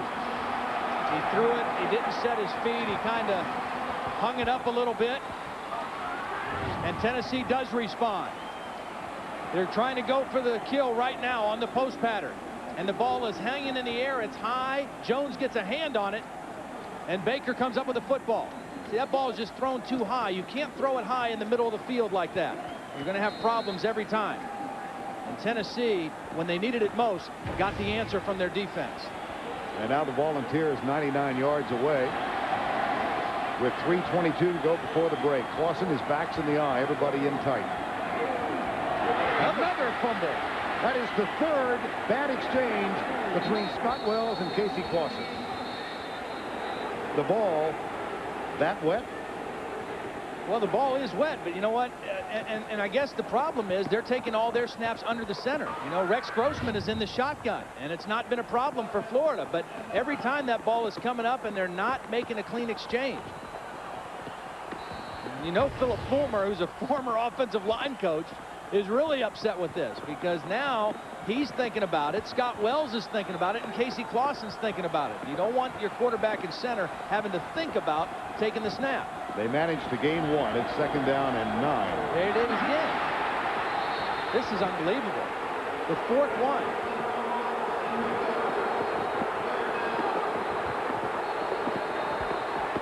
And there's nothing much you can do about it except come to the sideline and work on it until you get it straight. But this is flirting with disaster here for the Volunteers. That's a quartet of fumbles between Wells and Clausen. We're excited you're coming home from school. And now don't be surprised if things look a little different around here. Well, remember where your bed was? There's a bathtub there now. Hello? It's autumn inspiration at the Home Depot. Get 20% off select special order flooring and blinds, plus an extra 10% off when you open a Home Depot credit card account. Now through September 29th at the Home Depot at Expo Design Center. That was a Florida timeout after the 4th fumble on the center exchange between those two young men, Casey Clausen and Scott Wells. You know, it's something that in the game of football you expect to be automatic, but it's not automatic. They're trying everything now. Take the gloves off, get some rosin bag, get a towel. But the bottom line is the center has to snap it up solid up into his rear end, and the quarterback has to have his hands in there, and he's got to stay in there. He can't pull out too quick. How much of a mind game does that become now? It's a tremendous mind game, particularly for Scott Wells. And if Florida's smart, they'd put Ian Scott right over top of Scott Wells and have him hit him right in the nose as soon as the ball snapped. And there he is right there over the center. 3rd and 9 from the 2. Clean exchange, but no gain. Jabari Davis hit by Bam Hardman. It will be 4th down with 2:23 to go. I like the move of Bam Hardman into the middle. I mean, he has really stepped up to the challenge. He's not an overly big guy. He's only 230 pounds playing on the Mike linebacker, but he has really given them a more physical presence in there than they were getting from Matt Farrier. Senior leader, who's been a very productive player, and Scott Wells, I'm not sure what he'll do at halftime. He may change his pants, you know, try to get something else going, get that karma switched around or something. That brings up 4th down. Dustin Colquitt a yard away from the end line. Kewan Ratliff awaits the punt inside the 45 of Tennessee. Wow. They blocked one 2 weeks ago. Todd Johnson did. This one, a great punt. But Ratliff will have a chance to return it. Open field block. There is no flag. Yes, there is. Now there's a flag down at the 48. I think they got Corey Bailey for the block. I thought it looked like a good block. It looked like he sized him up the right way. But I think this one's going to come back for an illegal block in the back. Boy, oh boy, Tennessee is dodging a bullet right here. I mean, between the snaps, the field position. You know, in that first quarter, Tennessee had the great field position the whole quarter. Now Florida has been in Tennessee's territory just about the whole second quarter. Now this will negate a 56-yard punt return. Illegal block, Corey Bailey. Take a look. Right here it is. Corey Bailey, the helmet in the back, on the block on Tinsley. And that block was right on the edge. Right on the edge. A big break for Tennessee because Florida was right down there in big-time scoring position again. And now they're in their own territory. 14-0. A controversial plunge for a touchdown by Ernest Graham. That followed by a fumbled snap exchange. Scott Wells, Casey Clausen recovered by Florida, and a touchdown catch of 28 yards by Carlos Perez. Now 1st down and 10. Here is Grossman. Here comes the blitz. Grossman goes left. Eddie Moore has him. He gets rid of it. And out in the open field, this is Ernest Graham. Another missed tackle. And Graham all the way across the midfield stripe. Time now for the answer to our Aflac question of the week. Tennessee AD Doug Dickey, the head coach at both Florida and Tennessee, who were the coaches in this game who have coached at both schools.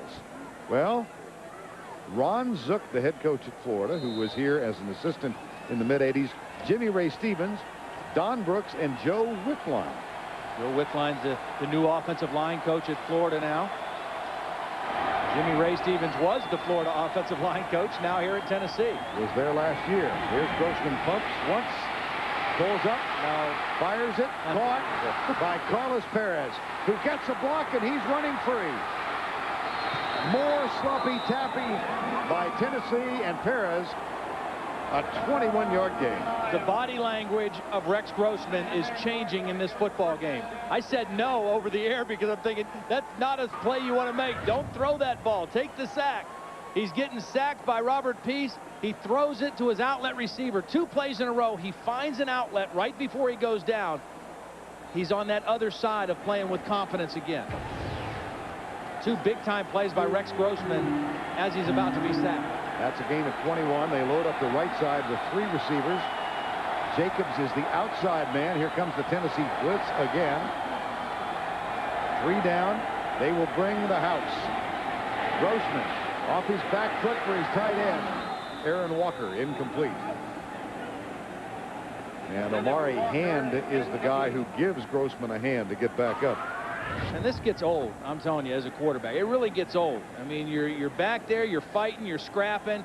You got to throw and then take this. You know, not only do you hit the ground, you got water splashing up in your face, in your ear. I mean, that gets old.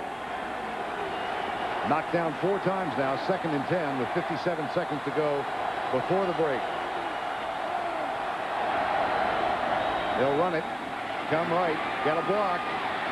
Rand Carthen rumbles inside the 15. That was easy. I mean, that was an easy first down pickup for Florida. You see Ernest Graham heading to the locker room, so we're going to see Rand Carthen carrying the load here. But that one was an easy pickup by the Florida offense. And it gets them within field goal range, if nothing else. Coming up, the Gateway halftime report. Tim and Spencer will have scores and highlights of all the games that are underway now this big college football weekend. Tennessee just called their last time out. I mean, this is a defense right now. If you look at them, they're a little out of sync, and they need a break. Time called with 48 seconds to go in the half. 14-zip Florida, and they're threatening.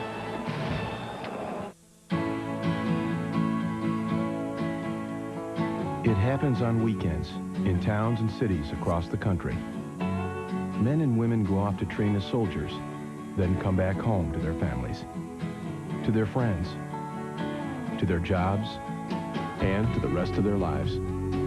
There are more than 180 ways to be a soldier in the Army Reserve, and you can train for many of them right where you live. Become an Army of One. Join the Army Reserve.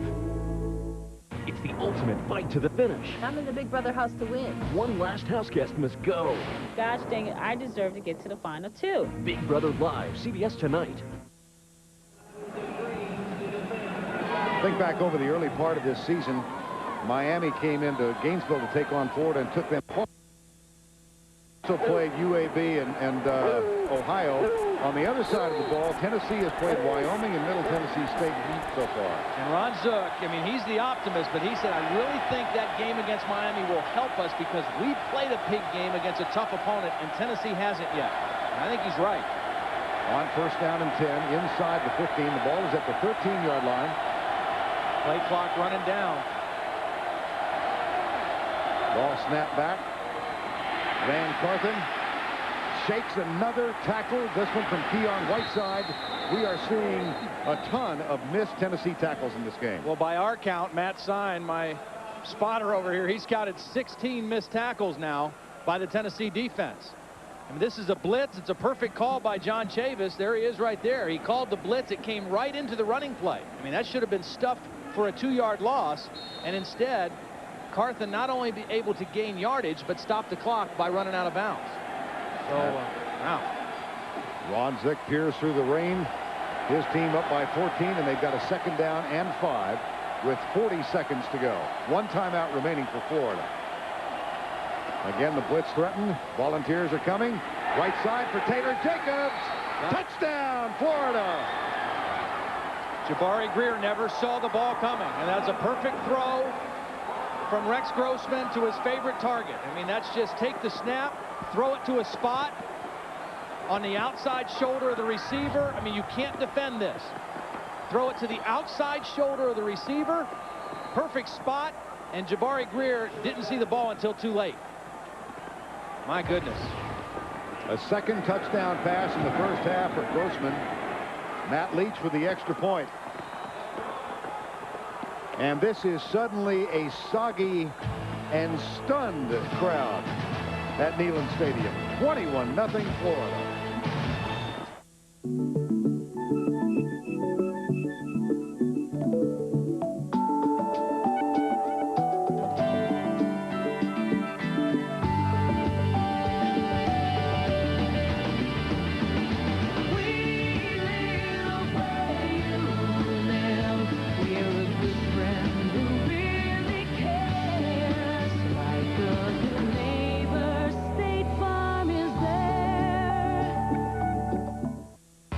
Very blessed to be able to play for the University of Tennessee. I made up my mind, and I don't expect to ever look back. I just didn't want to look back and wish I would have returned for my senior year. Because I'd already received my degree, I'm going to stay at the University of Tennessee. It just came down to realizing that college football is a once-in-a-lifetime opportunity. From the classes during the week to the game days, pre-games, post-games, I wanted to come back and enjoy the entire experience. NCAA football, a lifetime of opportunity. Like any cabbie, this ex-cop sees people in trouble all the time. This man is following me. The only difference is he does something about it. Hack premieres CBS Friday.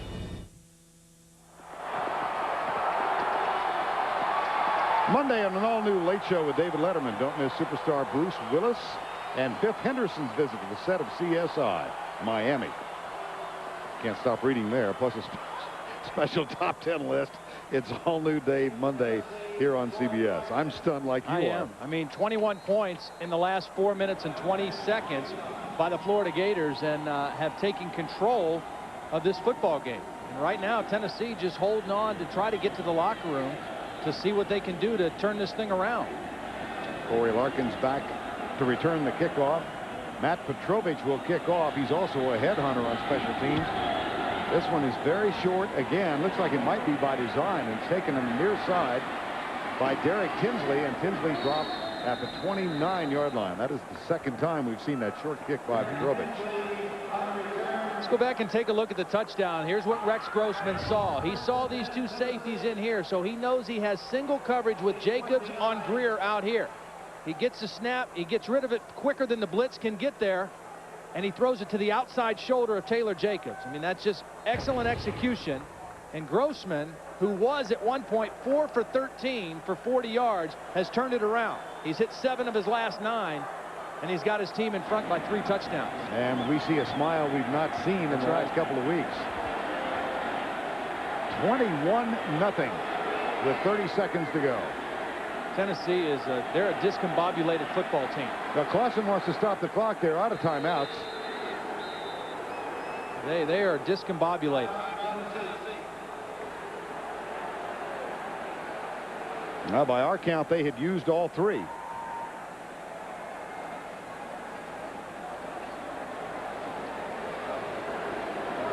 And indeed, there's a 5-yard penalty. Yeah.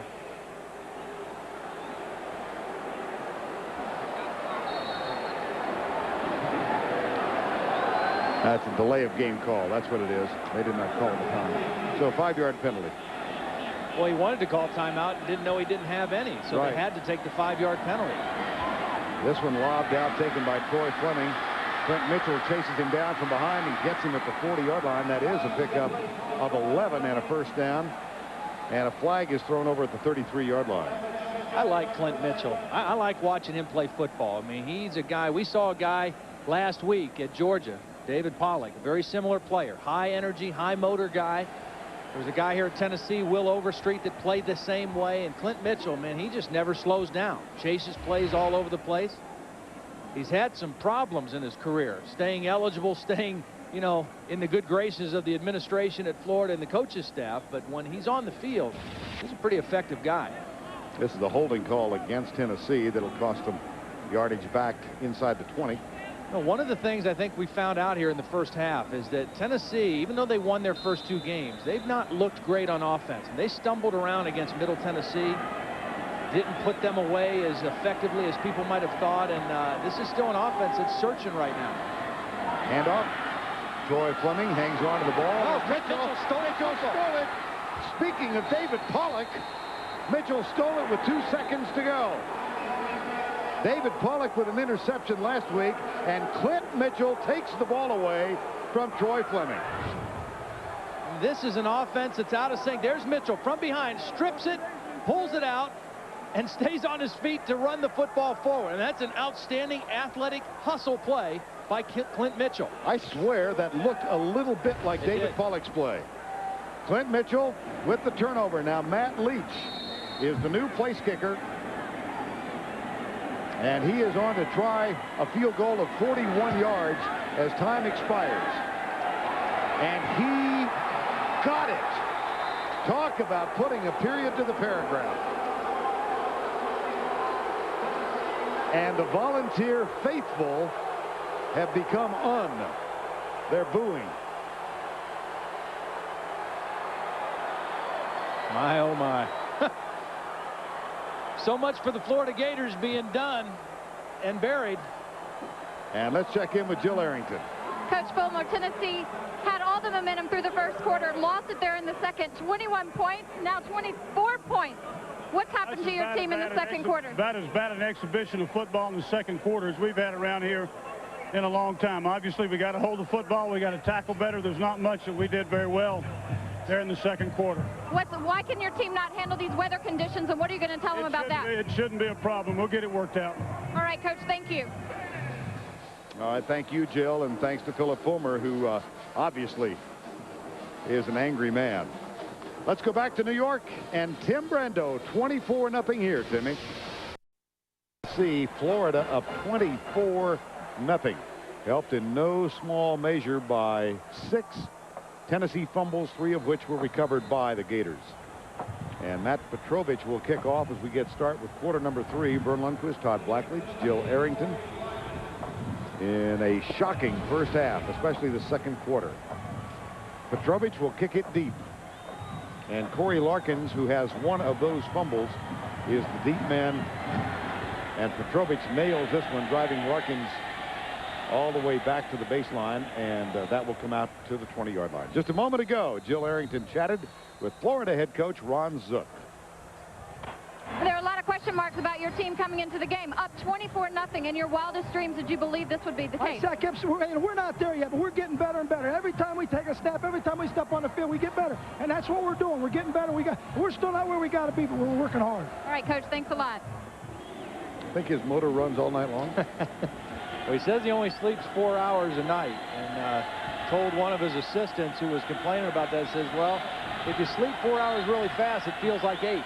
So I don't know if that works or not. You know, having him and John Gruden in the same state, I'm not sure, you know. That here's Clausen across the middle to a diving Kelly Washington, his 3rd catch of the game. Let's go back and take a look at the first half highlights. It began, the scoring did, with this touchdown by Ernest Graham. Then one of 4 fumbles on the exchange recovered by the Gators. Carlos Perez for a touchdown from 28 yards out. A perfect pass to Taylor Jacobs caused Philip Fulmer to react with some degree of emotion. A first down and 10 now. Tennessee at the 32.5-yard line. Make it to 32 legally. Here's the route to Washington, who's in a tussle. Out of bounds. And that will be out of bounds as Kelly Washington just about made his 4th. I guess, Todd, the most stunning thing of all were the fumble exchange, the center exchange. That was inexcusable. I mean, you got to figure out a way. Now, Florida was in the shotgun more than Tennessee, so the snap problem wasn't for them. But Florida did what they had to do. They stopped the run. They held them to 43 yards on 18 carries, less than 3 yards per carry. I was surprised Tennessee didn't try to throw the football more to Kelly Washington, because Florida made a commitment to put more guys in there to stop the run, and they waited too long, I think, to try to get the ball to Witten and Kelly Washington. And Scott Wells gives it back to Casey Clausen. Here's the ball behind Kelly Washington.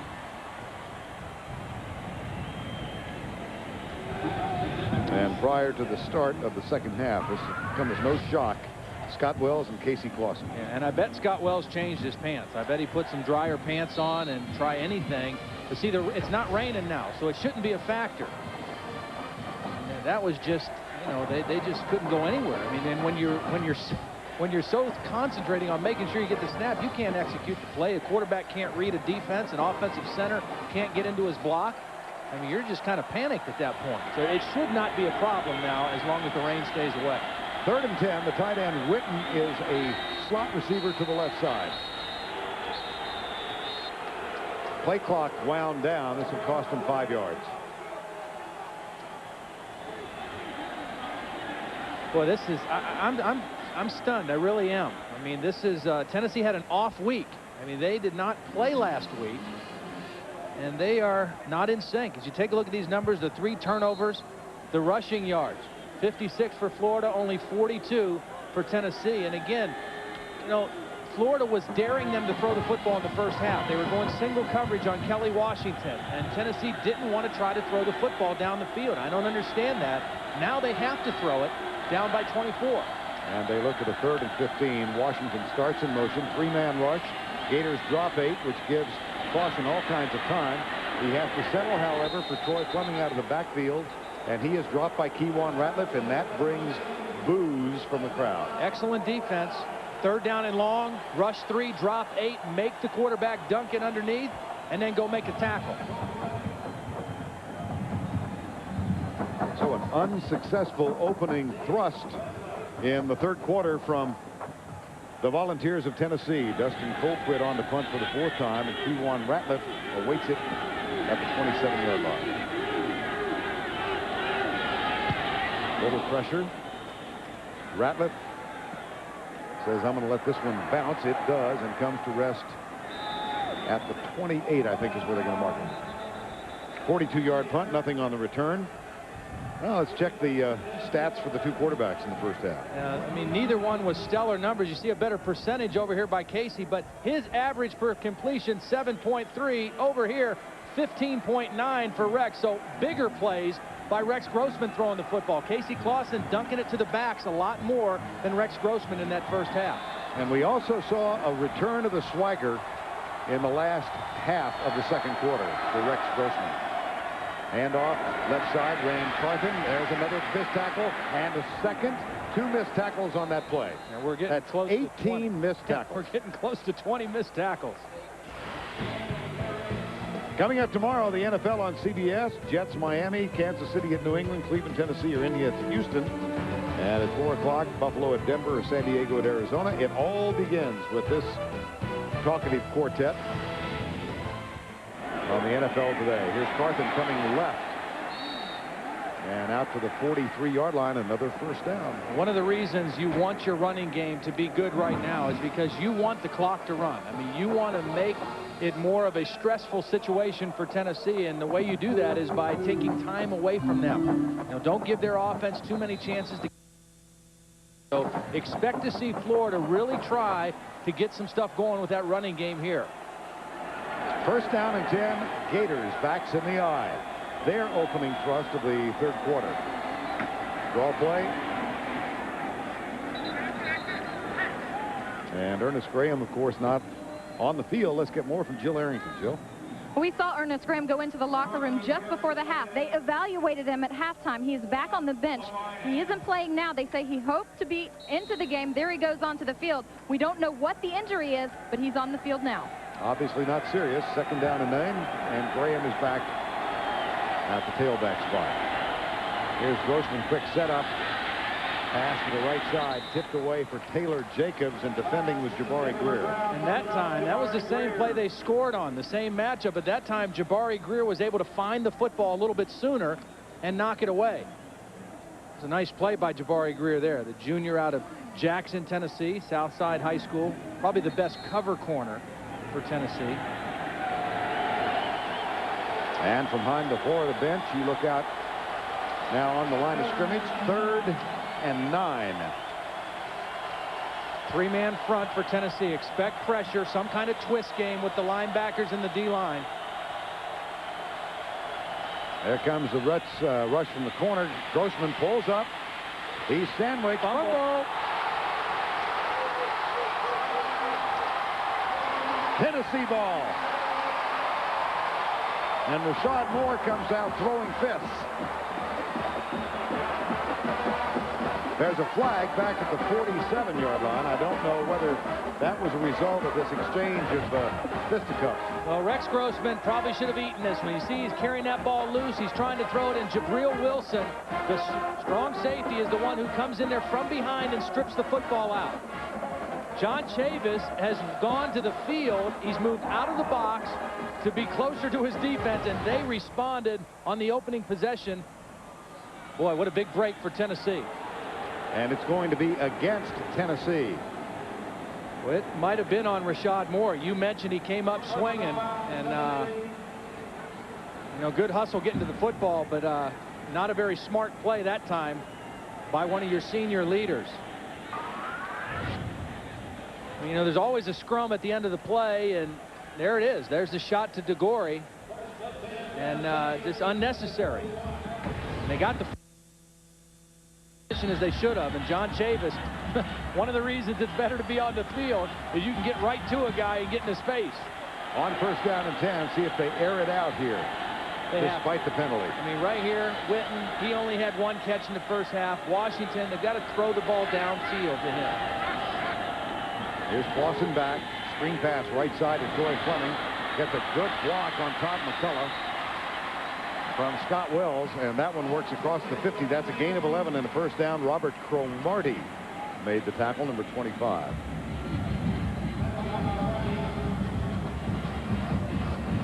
We'll move the chain. John Chavis down on the sideline, the defensive coordinator. He may have gone down to teach him how to tackle. Yeah, he might have. You know, come over here and let me show you how this is done.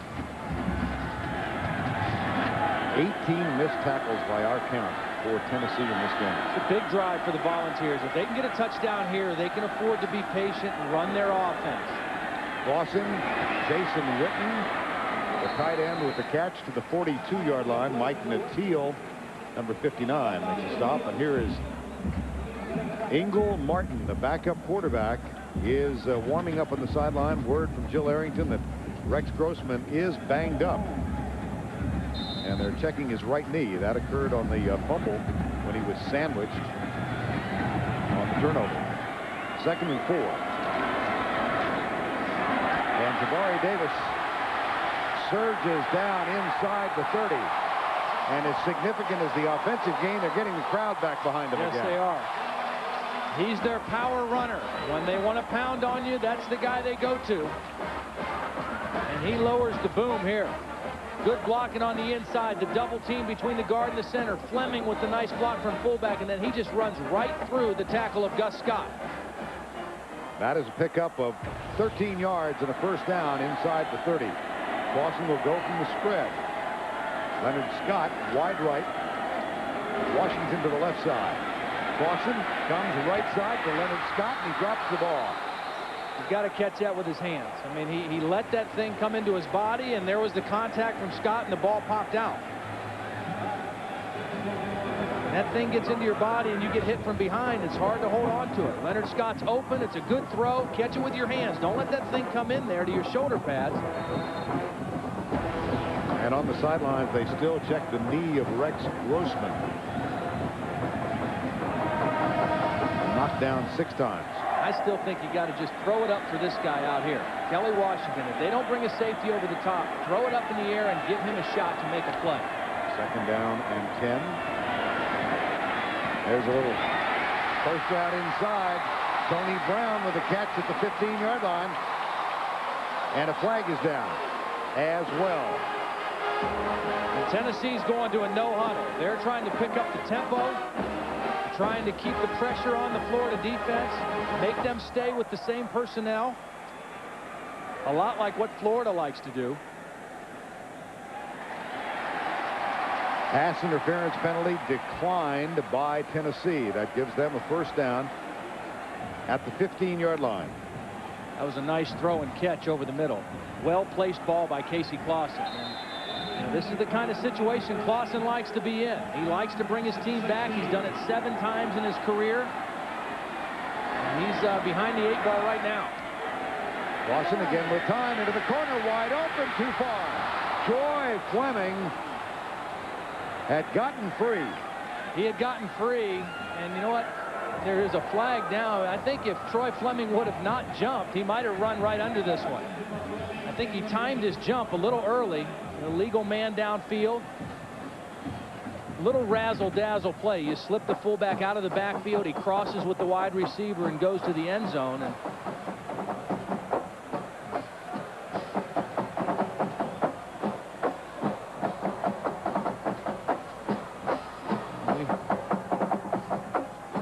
And that's Ian Scott, who's discussing the option now with Rogers Redding. If he knows his microphone's not working.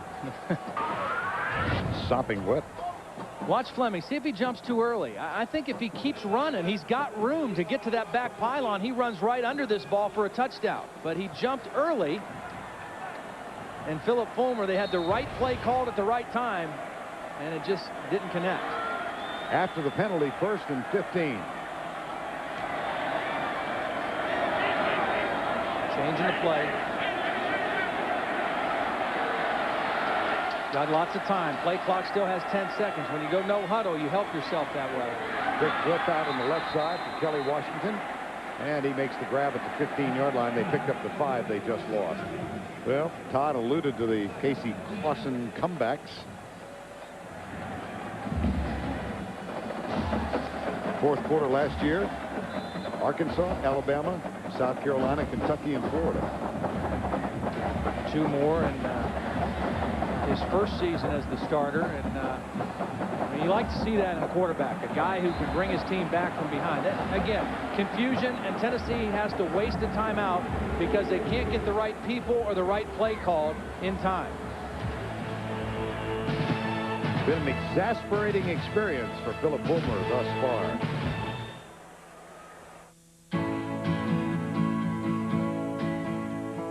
It happens on weekends in towns and cities across the country.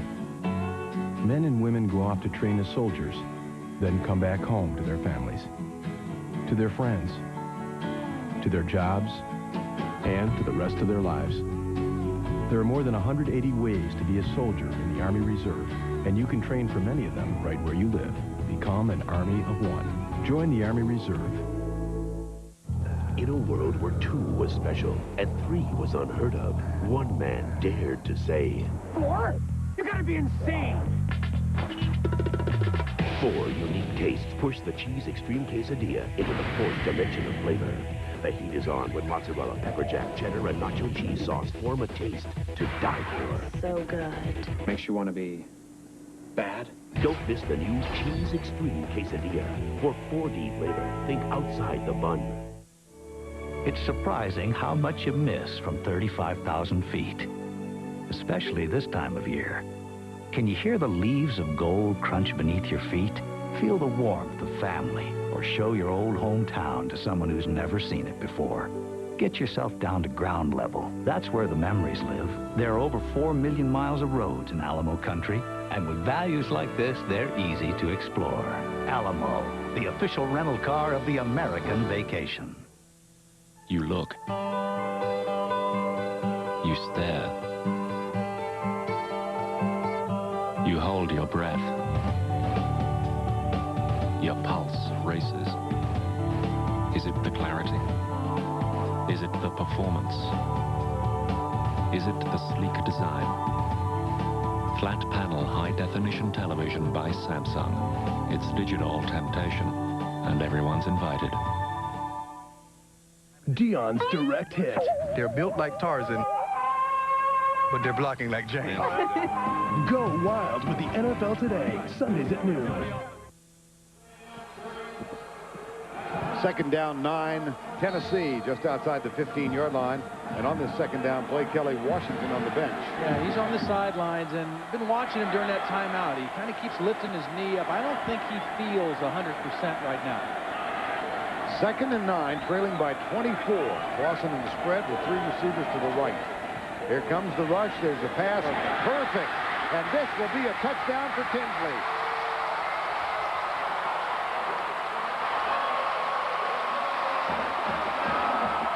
They took advantage of the timeout. They had the perfect play call.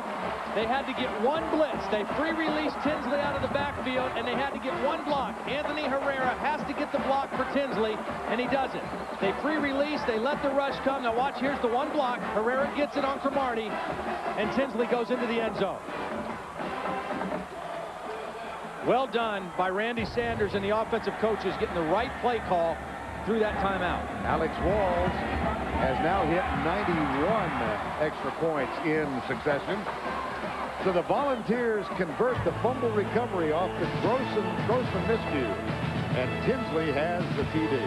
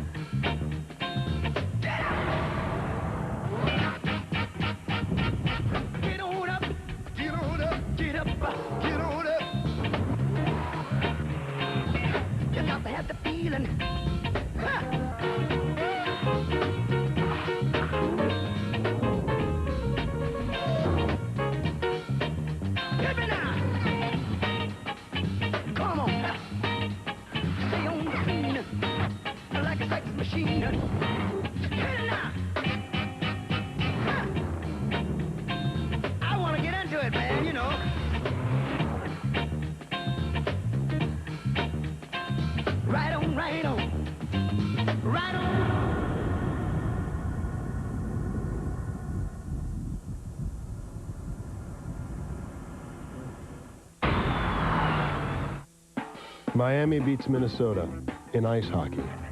North Dakota wins National Surfing Championship. Nebraska drops football for badminton. Just a reminder from Olympus Cameras, nothing's impossible.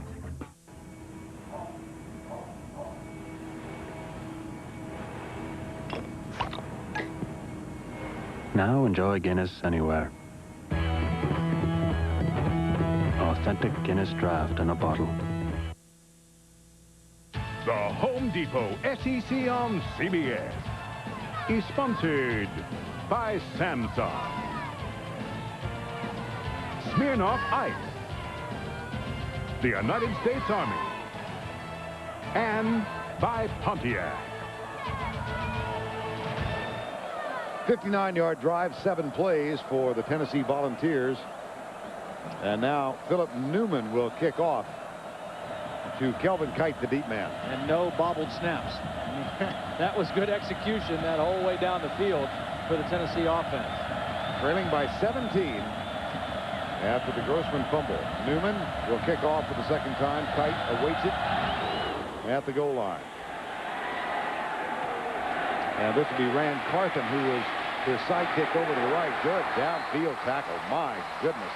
Derek Tinsley again. Yeah. Twice we've seen him get him inside the 20-yard line.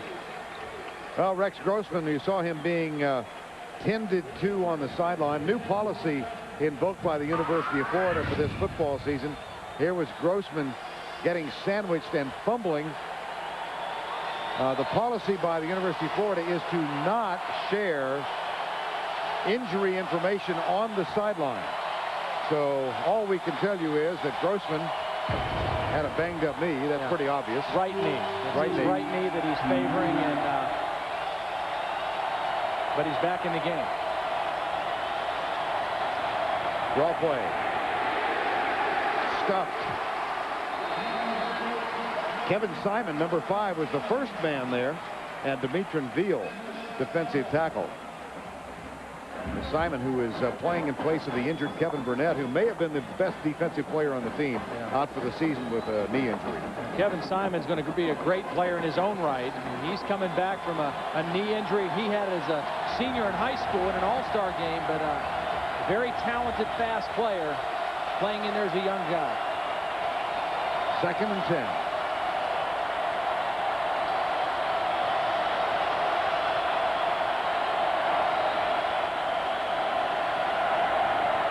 Long count by They didn't get it off. They didn't get the play off. Nope. You see, the danger right now for Florida is they're still winning. I mean, they're 17 points ahead, but they can't get complacent here. They've got to stay aggressive on offense, and they've got to try to keep things going. And right now for Ron Zook, And he's been in enough big ball games to know he can't play not to lose now. He's got to keep playing to win this football game. And his club looks at a 2nd and 15 from the 14 after the delay. Play like this, Rex Grossman needs to keep his composure, and he thinks get some of the yardage back. I don't have to get it all back on one play. If I can get 8 to 10 of it back, that's good. Volunteers trail Grossman. He delivers, and it's Kelvin Kite wide open. Here's Kite out to the 50, and dragged down from behind. He holds on to the ball. A 40-yard Florida gain. Smart call by Ed Zonbrecker. He moved the quarterback out of the pocket. They've been getting to him. They're going to take Grossman out, and Kite is going to run the out pattern. And because they moved the pocket, Tennessee wasn't able to get to him with the rush. They move the pocket, they give him a throwing lane, and he beats Jabari Greer on the one-on-one. After the 40-yard pickup, draw play left side, and again, Graham is stuffed. And that's a loss of 1. Well, next week on Saturday on CBS, we'll begin with the Olympus College Football Today Show with Tim and Spencer back in New York. And then Todd and Jill and I will be somewhere, either in Gainesville or in Fayetteville. That determination to be made shortly. How about the Kentucky Wildcats? 4-0. Right. Won again today. Here's Grossman rolling out again, pumping, going deep. Taylor Jacobs waits for it, pulls up. There's a battle with Mark Jones in the end zone. Well, they ran the same rollout action, and this time instead of throwing the out, they tried to go deep to Taylor Jacobs. And Mark Jones, coming over from his safety spot, did a nice job of finding Jacobs and then just kind of getting in his way. So he doesn't know where the ball is, but he sees Jacobs looking for it, and he just kind of gets between him and the football, and it goes incomplete. 3rd and 11.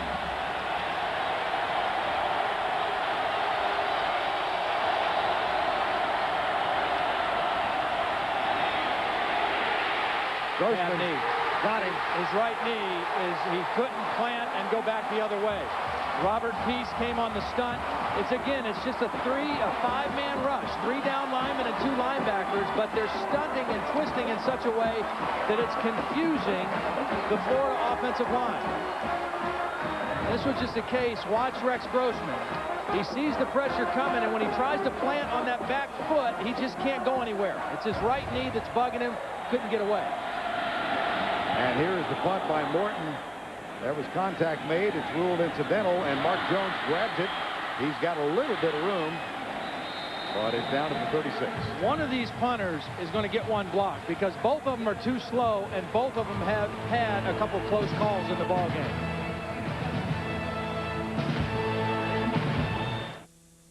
Sorry, I got that receipt in here somewhere. Driver's license, bus transfer, $1 off fish sticks. Actually? Floss. Just in case. Movie stub, a mint. Actually, we keep everything right here, just in case. Right. Just in case. People lose stuff. That's why we can store purchase and warranty information automatically, so you won't have to search anymore. Circuit City, we're with you. Floss? Who flosses anyway? I floss. I floss too. You truly are my true love.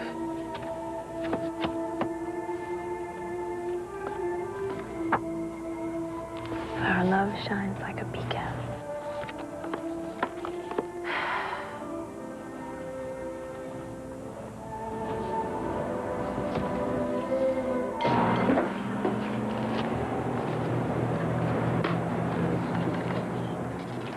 It's perfect.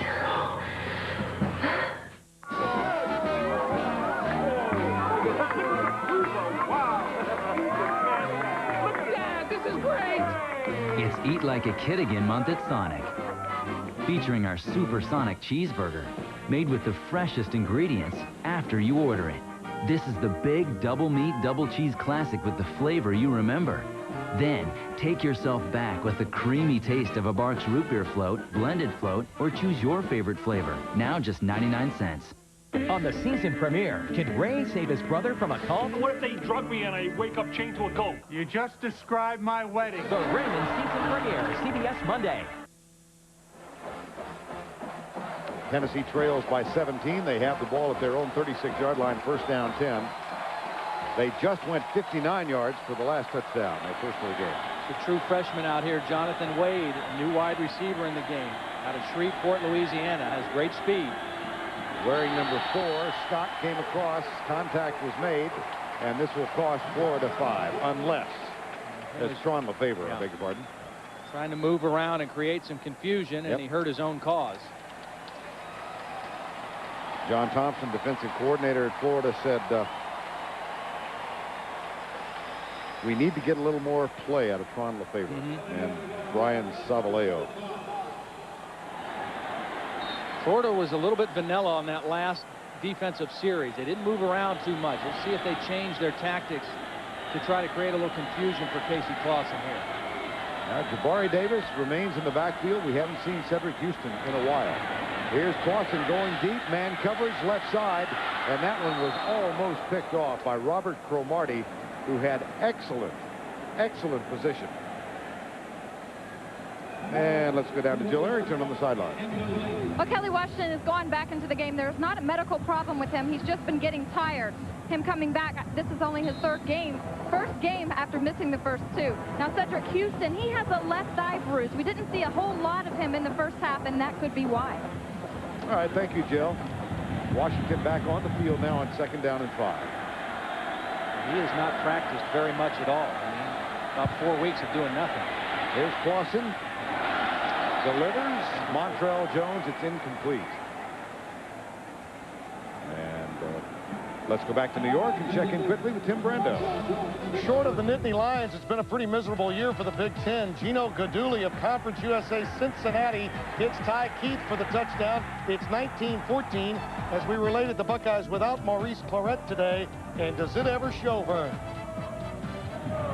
Well, the freshman who has been mentioned legitimately in the Heisman Trophy race, Maurice Clarett, out with a knee injury today. Here comes a stunting Florida defense, and Clausen, nice pass to Jason Witten. This shows you a little bit of how versatile Jason Witten is.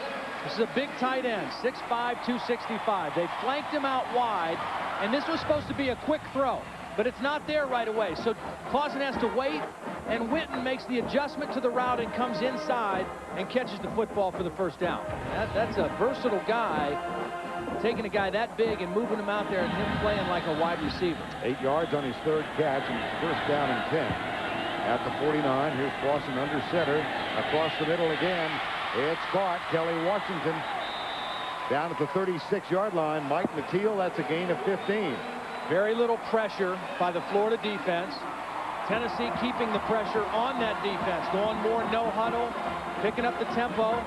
Florida trying to substitute some guys, get some fresh bodies to rush the passer, but Casey Clausen able to get good protection from his guys up front and throwing the football. That was John Thompson prowling the sidelines, the 46-year-old defensive coordinator in his first season, having served at Arkansas the last few years. 1st and 10 after the 15-yard gain. Bobble in the backfield again. Well, this was a shotgun. This was a little bit different. But nonetheless, it's the 7th bad exchange between Scott Wells and Casey Clausen. This is a bad snap. It's up high. Casey only gets one hand on it and then does a smart thing, falls on it. You don't give up the football there. You got some momentum. You're getting back in the football game. 2nd down and long now for the Volunteers.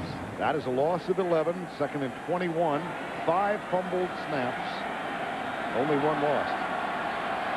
But that one led to a Florida touchdown. Let's see what the Gators have in mind defensively. They're going to bring 5.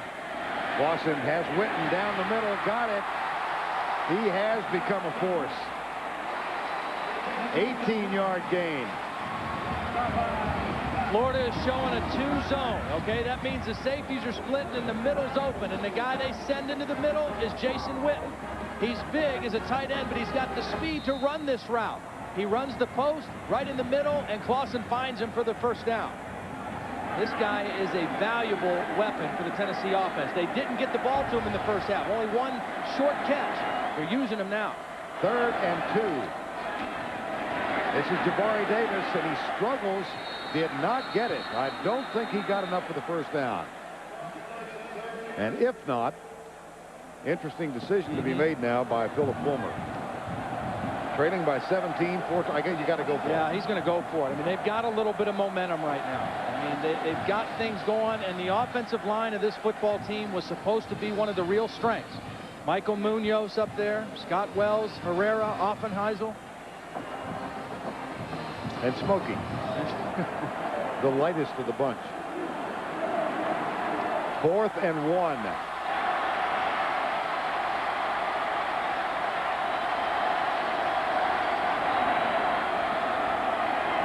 Play action, Clausen. He's going to run it on 4th and 1, and he got it. It's something he has done before. It's sometimes not pretty. This was well defended by Florida. They were not fooled, but it was a good decision by Casey Clausen. See, you run this play thinking you're going to fool the defense and get an easy touchdown throw. But Florida was not out of position, so Casey does the right thing. Run it, get the first down, and line up and play first down. And that's a heads-up play. You call that thinking you're going to fool them and get the big one, but you get the first down anyway. Clausen runs for the first. The ball at the 24-yard line. Now dances back, finds Fleming, who is immediately dropped at the 23-yard line. Well, we talked about Casey Clausen with the runs, bootlegs. Alabama, 3rd and goal, 6 minutes to go. Bootleg for 1 yard and a TD, giving the Vols a 28-24 lead. Against Notre Dame, fourth quarter, 4th and goal. That sealed the victory. And against Florida, a 4th and 3 conversion that kept the drive alive. Very similar to what we just saw. 4th down, you need to keep the drive alive, run it, and get the first down. 2nd down. Tinsley's in the backfield, so alert to a pass, but this looks like an audible now by Casey Clausen. See the play clock. They get it cleanly. Here's Tinsley going left. Herrera with the block down to the 19-yard line. That'll bring up a 3rd down. Now, we talked a lot about Casey Clausen. His younger brother, Rick, is a quarterback at Louisiana State University. The family has taken an apartment here. Jim and Kathy Clausen. I was talking to Jim at the run-through yesterday. I said, you know, there's a rumor that your youngest son, Jimmy, might someday be the best quarterback of all. He's 14 years old and 6'1". And he said, yes, as a matter of fact, he can throw and run. And occasionally he throws a spiral. Casey doesn't always throw the prettiest looking pass, but his completion percentage has been outstanding throughout his career, and particularly this season. 3rd down, out of the gun. Clausen pulls up. Witten got it inside the 10. 1st and goal, Tennessee.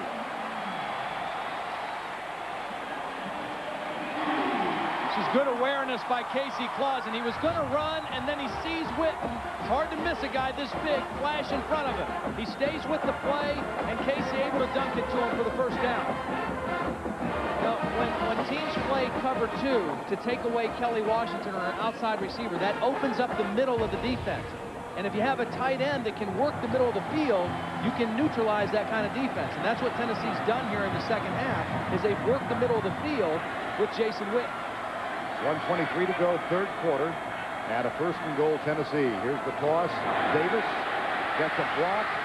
Bolts inside the 5. Struggles down to the 3-yard line. Todd Johnson with the tackle, number 26. So they're running the big back.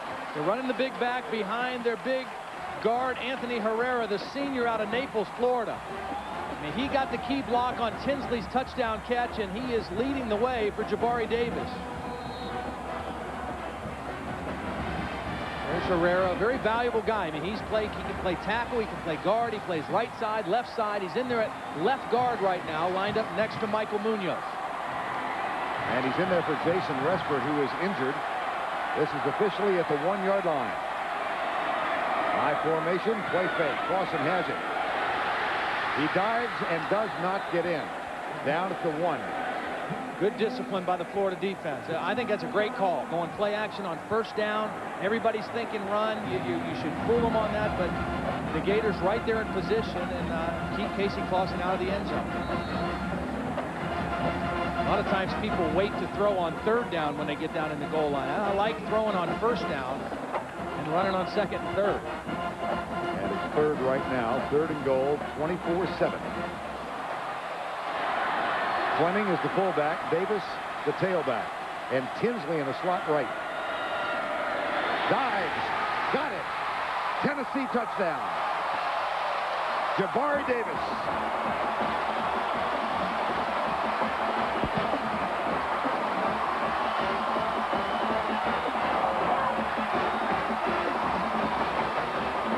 Cedric Houston not able to go. They go to the number 2 guy, Jabari Davis, and he is delivered. Up and over the top by the big back. The offensive line for Florida in this second half, in the 3rd quarter, establishing themselves in a much different way than they did in that 2nd quarter. That brings on Alex Walls for the extra point. Davis from a yard out. Oh, my goodness. That is a string of 91 consecutive extra points ended. Only the 2nd extra point ever missed in Alex Wall's career. Davis does get 6, but the margin is 11. It all starts here, grade school, the place where our children begin preparing for life. And the SEC recognizes the responsibility teachers have to affect their future. The SEC's education initiative, every elementary school and library throughout the Southeast is getting this wonderful CD-ROM. It uses athletics to reinforce math and reading skills, and it teaches things like teamwork and good sportsmanship. The Southeastern Conference, creating a legacy for the future.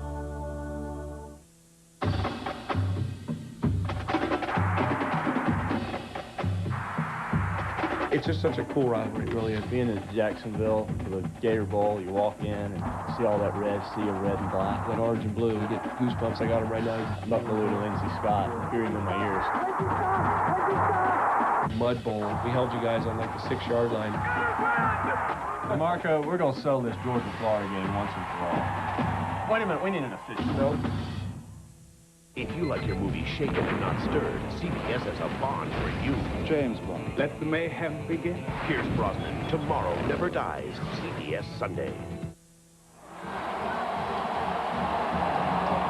Tennessee has scored on its last 2 possessions. They've climbed right back in this one. They did, however, miss the extra point.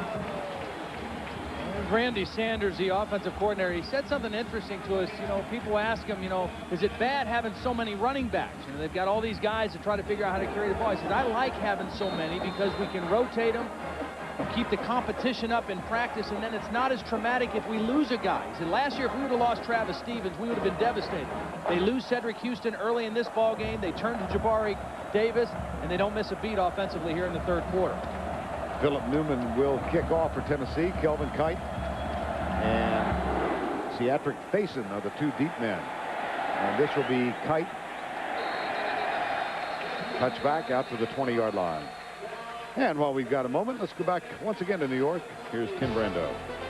All right, Vern, another one of the teams we said the stock going up on the college football today. Virginia Tech, Brian Randall beats the Wrecking Crew blitz, hitting Ernest Wilford here. He would take it all the way down to the 1, and the veteran Lee Suggs would take it in the rest of the way. Hokey, hokey, hokey high. The boys from BPI up by 10. Vern? All right. Yeah, but it's not too late for a gig 'em. Tough to find a better football coach in America than Frank Beamer, I'll tell you. Oh, yes. He is a fine football coach. First down 10, Florida. Grossman back in. Banged up right knee. On a little slant pattern, Taylor Jacobs, and another ineffective tackle. This one from Willie Miles. That's a gain of 15. Well, that's the 6th time that they've gone after Willie Miles. I mean, that's the matchup that they want. Taylor Jacobs working on Willie Miles. And that was close to being a big play. Miles able to trip him up at the end, but that almost turned into a huge play. Take a look at Tennessee in the 2nd half now, starting to get it going again offensively as we come to the end of the 3rd quarter. That's the end of 3 with our score 24-13 Florida. We'll return to Neyland Stadium right after this message and this word from your local station. Came in last night about 10:30. That baby of mine wouldn't let me in, so move it on over. move it on over. She changed the lock on my front door. Now my keys don't work no more. So get it on over. Scoot it on over. Move over, little dog. Cause the big dog's moving in. I like the old standards. For every generation.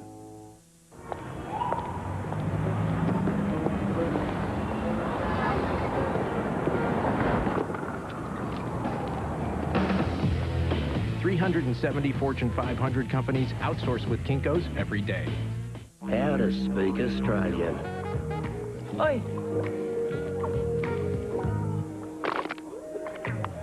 Keeper. Shall we? Absolutely. Beer. Foster's Australian for beer. Some shows thrill you, some move you, but one show does it all. Jag season premieres CBS Tuesday. Robbery Homicide Division premieres CBS Friday. I want everything from one place, not one thing from every place. I want it all from someone who's been around the block. My block. I want it all from a company that's got it all. I want one bill, unless you got a no-bill plan. Bell South answers. Everything from one company on one bill. Savings on local, long distance, high-speed DSL internet, and more. I want me too. Call us. Bell South. Listening, answering.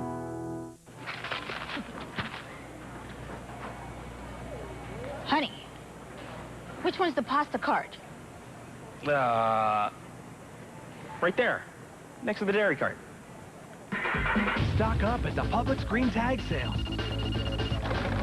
Lots of lower prices throughout the store. Lots of great reasons to come in and save. The Green Tag Sale, right now at Publix, where shopping is a pleasure. It's clearance time at your Chrysler dealer, where for a short time you can get 0% financing for up to 60 months on all 2002 Chrysler PT Cruisers. That could add up to $4,800 in finance savings, or get a big $1,500 cash allowance. And that's all in addition to our new 7-year or 70,000-mile powertrain limited warranty. But you must hurry, because 60-month 0% financing or $1,500 cash allowances won't be around for long. See your Chrysler dealer today. The Bengals lock horns with the Falcons, 8:30 tomorrow on CBS Atlanta. You get the idea that some folks in Neyland Stadium aren't concerned that the rain has returned? The good news, it's just a warm rain. You know, and it's not cold out and it's raining. That would be really miserable for everybody. 71 degrees here in Knoxville. We start the fourth. And here's Rex Grossman, wants to throw it back to his left, settles for Kelvin Kite. And Kite struggles out to the 42-yard line. And Kelvin Kite, one of this quartet of receivers that Florida uses. Well, interesting game, the ebb and flow of this. Yeah, I mean, it started out at first. They kind of went back and forth. Nothing really happened. Second quarter, Florida dominated, particularly the last 5 minutes, blew the thing open. Tennessee comes back and dominates the third quarter. I mean, they outgained Florida 136-49 in the third period. Second down, the snap, the handoff to Graham. He goes left, spins, and he's short of the first down at the 44-yard line. And that gives us time to go back to New York once again and check in with Tim. All right, Vern, Charles in charge. Finally, Michigan State's celebrated wide receiver on the receiving end of this touchdown pass. 12th consecutive game he's had a touchdown from Jeff Smoker. Additionally, the Buckeyes had a 24-yard field goal from Mike Nugent, so they're trailing Cincinnati by 2 at Paul Brown Stadium. Stay tuned. All right, thank you, Tim. 24-13. This one is getting tighter. A little confusion here. Florida's going to go quick count, and Tennessee's ready for it. They're lined up. Third and 1, timeout. Gators use one of their allotment of 3. They lead by 11. We'll return in just a moment. Promise you'll call me? I will, I promise. No matter where you go, I will be with you. If it takes a long time. Daddy! A promise is a promise. Wherever you are, whatever you do, Allianz with its partners is the power beside you.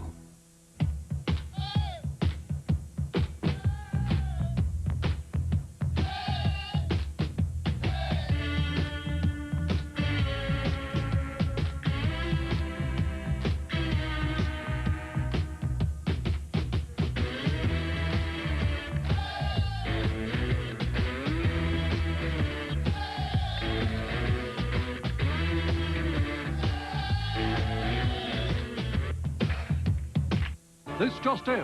Monsters, Inc. is now on DVD and video. You'll want to watch it over and over again. When you see all the monster bonus features we've added, including the all-new animated short film, Mike's New Car. Let's watch my favorite part again. Disney and Pixar's Monsters, Inc. Own it now on DVD and video. So funny, it's scary. CBS Monday, crime scene investigation goes to a whole new world. I know where all the bodies are buried. That's to die for. CSI Miami premieres CBS Monday. Well, you know, the game of college football attracts a certain passion. 3rd and 1. Florida up by 11. Grossman, play action. Lobs it out. Has Graham for the first down plus. And he's taken down in the Florida bench, but a first down Gators after the 11-yard gain. Now, the Florida women's soccer team is playing out in the Bay Area of California. They played Santa Clara to a 2-2 tie last night. They are gathered at Buddy Teven's home today, former assistant in Florida, watching this game, and I'm sure enjoying it so far. First down and 10 after the gain of 11 at the 45. Here's the handoff to Graham. He goes left. Tackle at the 44. Now, we had word the Washington Redskins are playing the 49ers at Candlestick tomorrow. Steve Spurrier was to have attempted to get to Buddy Teven's home to watch the game. I don't know that he's there, but if he's not, what do you think he's saying right about that? He's probably saying, Rex, if they're going to sack you, throw that ball away now. Don't take no more sacks. Got some good ball plays going out there. Let's see if they've got one of them here. 2nd and 10. 2nd and 9 officially. Under center. Quick setup. Little inside pattern run to the left side by Taylor Jacobs. Well, one of the changes under Ron Zook last year, this was the most pronounced difference ever under Steve Spurrier, where they ran 41% and passed at 59%. A little more even now. Well, coming into today, exactly 108 rushes, 108 passes, and there you see today. Pretty even balance as well. As long as you're not one-dimensional, I mean, you can keep an advantage over a defense. And this is a very good Tennessee defense. Florida's been able to do a little bit of both. 3rd and 3, tough pass. Jacobs struggles for the first down. That's his 7th catch of the game. And the 8th time they've gone after Willie Miles. They like that matchup. And 2 plays in a row, Rex Grossman has gone under center to throw this quick slant. They want to get it out of his hands quickly, so he goes under center, and he makes the quick throw to Jacobs for the first down. Nice little adjustment by Rex Grossman, getting rid of that ball quicker by going under center and not in the shotgun.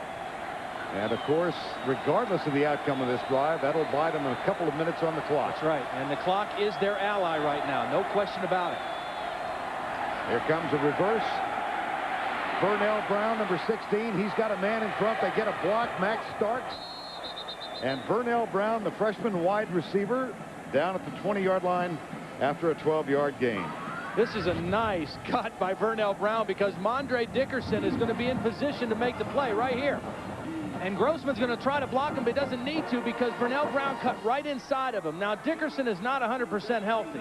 He didn't look good running after that play. A nice play call by Ed Zonbrecker and another first down for the Gators. Ball is spotted at the 21-yard line. 1st and 10. Clock under 12. And you mentioned it. I mean, keep your aggressiveness as an offense, but let that clock be your friend, too. Snap back. They'll keep it on the ground. Halfback pass. Graham Carlos Perez in the end zone, diving try incomplete, and Jabari Greer had a fine piece of defensive work on that play. He sure did. I mean, you know, we've seen both defenses be in the right position against some trick plays. It's a halfback pass, but it's man-to-man coverage. That means Jabari Greer doesn't have to worry about what happens in the backfield. He's only responsible for that wide receiver, and he never leaves his side. 2nd and 10.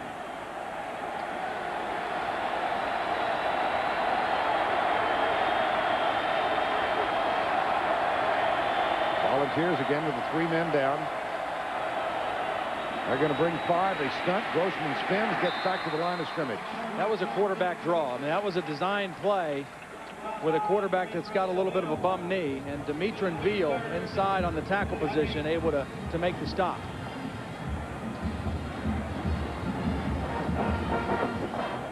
Third down. The need is 10. The time is 11:13 and counting down. And the margin of difference is 11 points. Perez is out of the ball game. This is a power set. I mean, this might be play action pass and keeping all 8 guys in to block. It is play action. Grossman comes to the right side. Jacobs is wide open. Touchdown.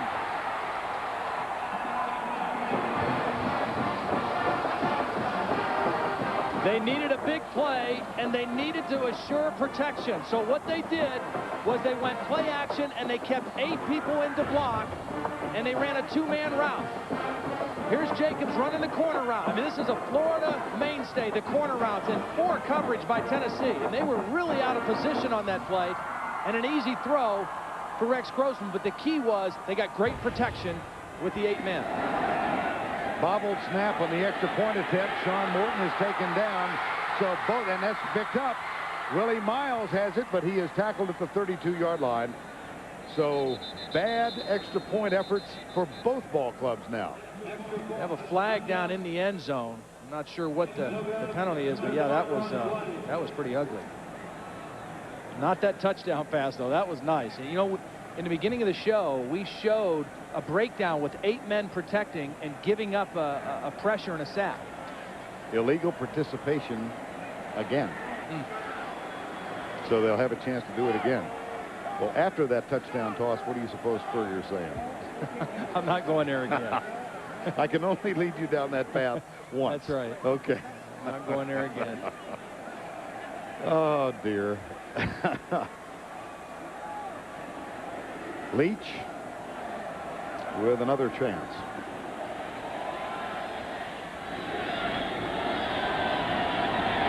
Morton is the holder. Casey Griffin is the snapper. This one's good. Well, trouble on the hold. This is Dudley. An exercise in futility right now. I mean, that's about the 3rd missed extra point that Florida has had this season. It's, you know, it's 3 guys involved, a snapper, a holder, and a kicker, and looks a little bit like Larry, Curly, and Moe right there. It's surprising how much you miss from 35,000 feet, especially this time of year. Can you hear the leaves of gold crunch beneath your feet? Feel the warmth of family, or show your old hometown to someone who's never seen it before. Get yourself down to ground level. That's where the memories live. There are over 4 million miles of roads in Alamo country, and with values like this, they're easy to explore. Alamo, the official rental car of the American vacation. 3, 2, 1. Jerry, loving the supply chain proposal. Regards, Skip. That quick? No more waiting for email. Travel plans are confirmed. Have a good one. With PCS Vision from Sprint, your colleagues can access information they get on their office PC right on their phone instantly. Calendars, contacts, even inventory. So I'll always be in touch. You can put money on it. Introducing PCS Vision from Sprint. See the power behind the PCS Clear Wireless Workplace. How to speak Australian.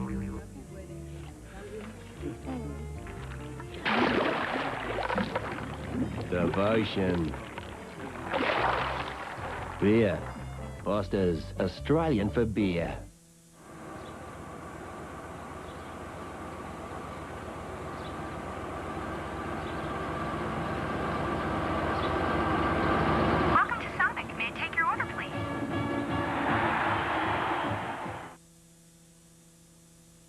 The Home Depot SEC on CBS is sponsored by State Farm Insurance, Sprint, Sonic, and by Alamo. Here's the kickoff by Petrovich of Florida, and Larkins gathers it in at the 5-yard line.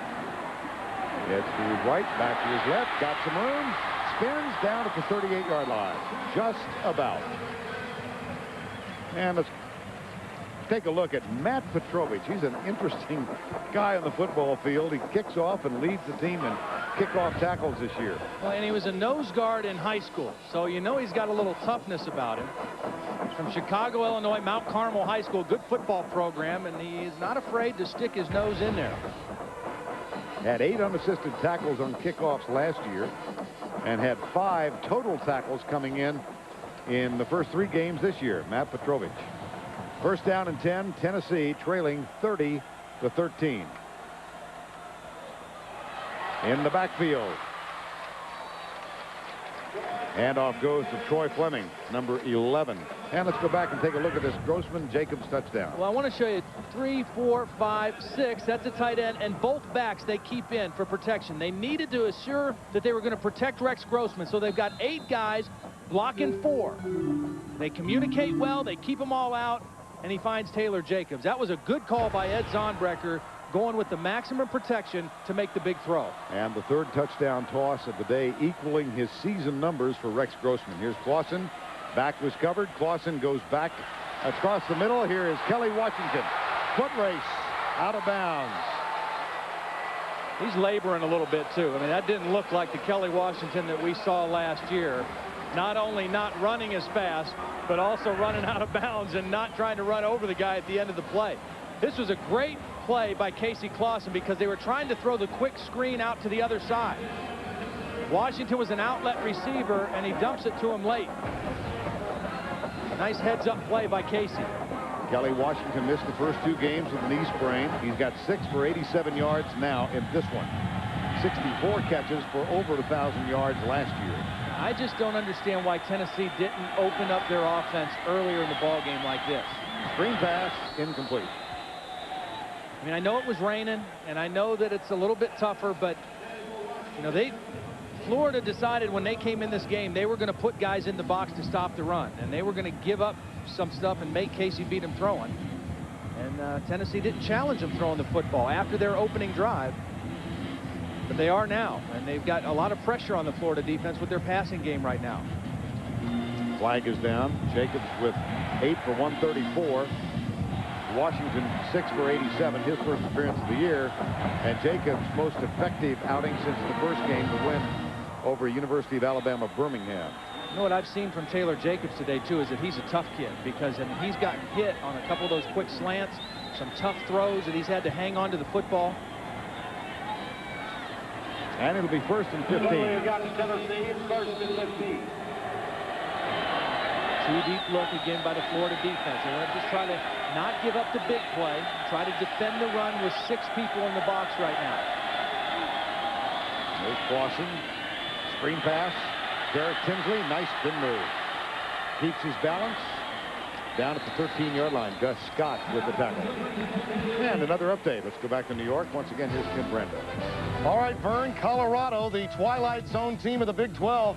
Chris Brown, an 8-yard run. This culminates a 9-play, 82-yard drive.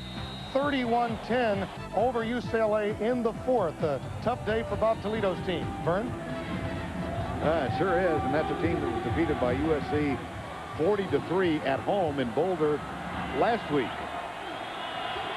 30-13 here, Florida on the road. And Clausen hands it off to Tinsley. Test the middle down to the 10. That'll leave a 3rd and 3, maybe 2.5.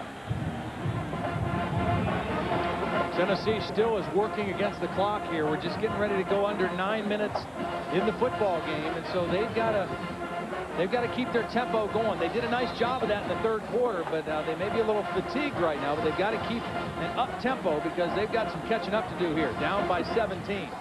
3rd and 3. And the clock still runs.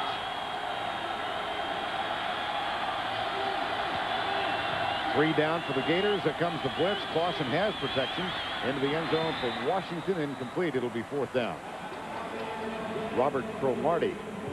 Kelly Washington is limping a little bit. He doesn't look the same. I mean, and again, part of it is that he's probably not 100%. And the other part is that he hasn't practiced much. So he's probably dog-tired because he just hasn't, you know, as good of an athlete as he is, it's hard to come out and play when you haven't been able to practice. And he really didn't start doing much until this week. 4th and 3.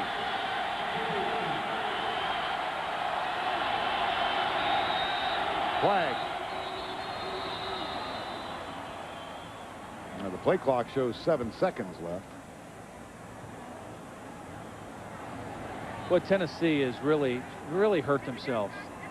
Really hurt themselves.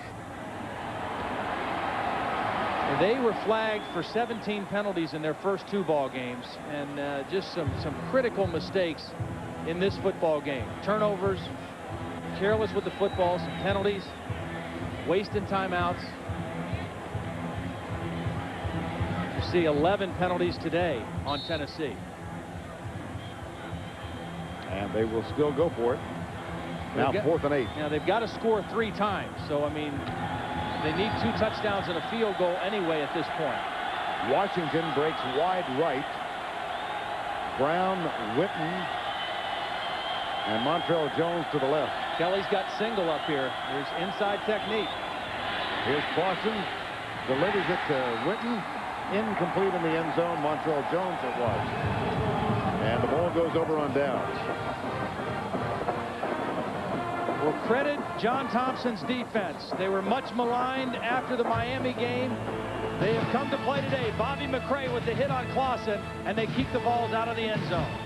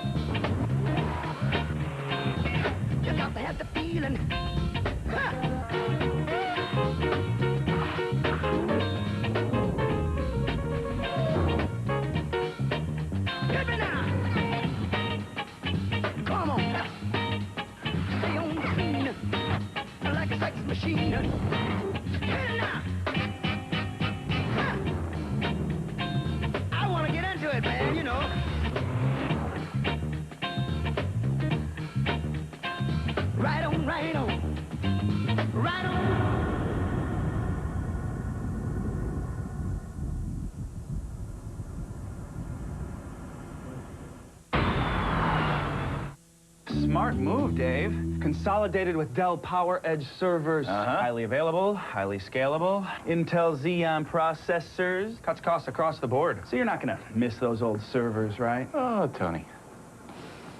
What did you do with the old servers? Nothing. It's our drinking fountain, isn't it? You mean Hydra? Find out how you can cut costs across your enterprise. Easy as Dell. Call or go online today. Survivor, the original reality series, is still the best with new conflicts and new challenges.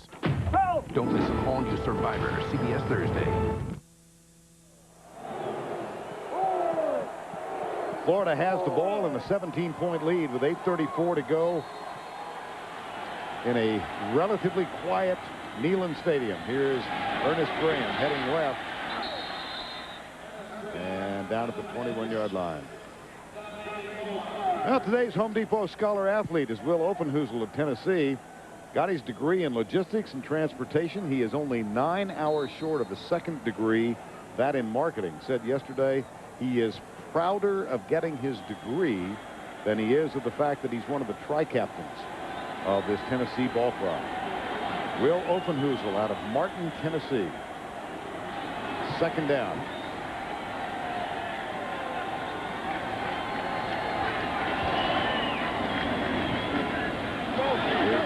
To Graham. He's got a lot of room.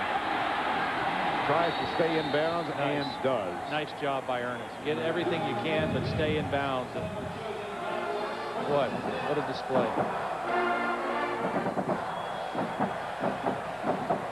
Now if this holds up as it's going right now, it begs one major question. How good is Miami? Oh, boy. I mean, Tennessee will find out firsthand in November when the Hurricanes come in here, but and some of the potential luster of that game has been erased by today. First down and 10. Grossman work on the clock again. Here's Graham. Well, this game turned in a 4-minute and 20-second section of the second quarter. 21 unanswered for Florida. Let's go back to New York once again. Here's Tim Brando. All right, Vern, let's take a look now at our Kinko's top performance of the day. T.A. McClendon, what a performance. 34 carries, 160 yards rushing, 5 touchdowns to tie a school record, including the game winner in overtime, 51-48, Wolfpack over Texas Tech. Vern? You know, everybody talks about these quarterbacks, Rex Grossman, Casey Clausen. There's a lot of good ones. I mean, Phillip Rivers at North Carolina State's a heck of a player. Seneca Wallace at Iowa State, heck of a player. A lot of good quarterbacks in college football. Here's Grossman. Sliding catch made by Taylor Jacobs, and he stays in bounds. And so the clock will continue to run. You know, people kind of, I think, were really questioning Ron Zook this week when he was coming out after the Ohio game saying, you know, in the second half, I saw progress, I saw improvement, we're getting better, we're making improvement, and people were looking at him like, you know, he must be crazy. We weren't watching the same game you were watching, but this is a much different football team today than the one we saw against Miami a couple weeks ago. They are a much sounder football team. The offensive line, I think, played tremendously better today. I mean, yeah, Grossman still got pressured, but they protected him better, and they did a much better job against the run on defense. And those were the two areas that they really had to improve, and they did it today. Now Rex Grossman wanders over to Rogers Redding and says, let's talk about this for a couple minutes. We'll take a timeout.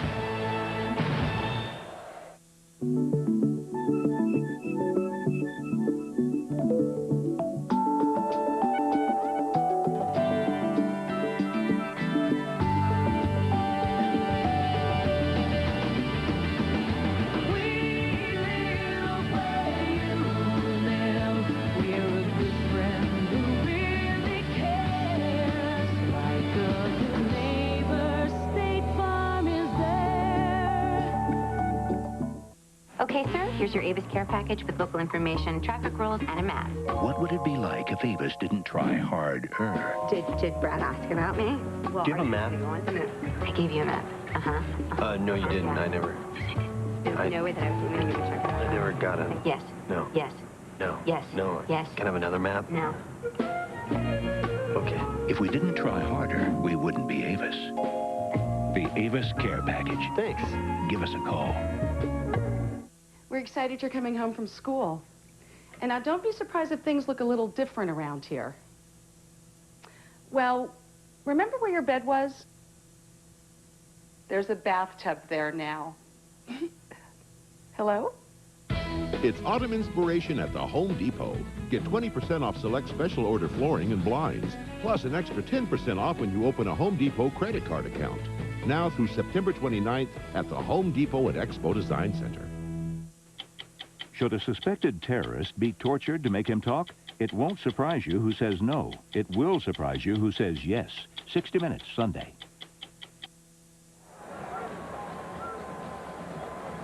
Last 4 games between these two teams have been decided by no more than 4 points. This one will break that trend.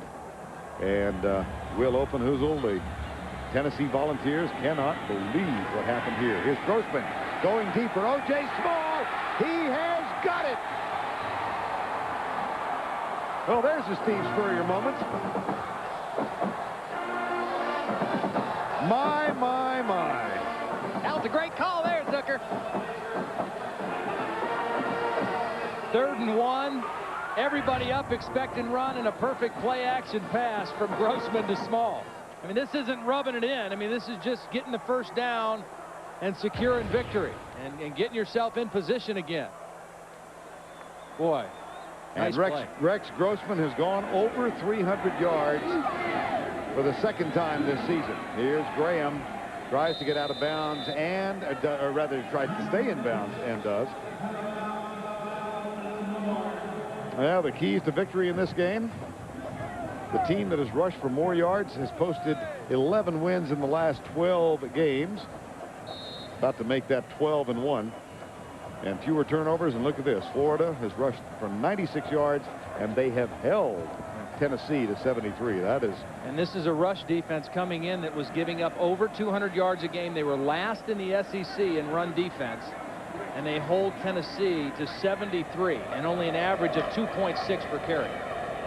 Grossman in the corner for Jacobs. Intercepted. Yeah, nice play by Miles. Sure was. Willie Miles picked it off. They picked on him all day, and he gets the last pick. They have gone after Willie Miles 9 times, and on the 9th try, Willie comes up with the play. Slightly overthrown, and Miles turned into a receiver and tracked it down. That's a nice play by the senior out of Fort Worth Dunbar High School. Willie Miles sat out all of last season and has come back for his 5th year. Now Tennessee will try and get something accomplished with 4 minutes and 39 seconds to go.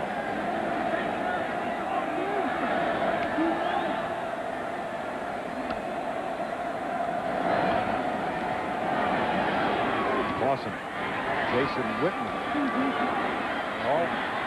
All Florida's going to do now is drop 8, rush 3, and just make everything be thrown underneath.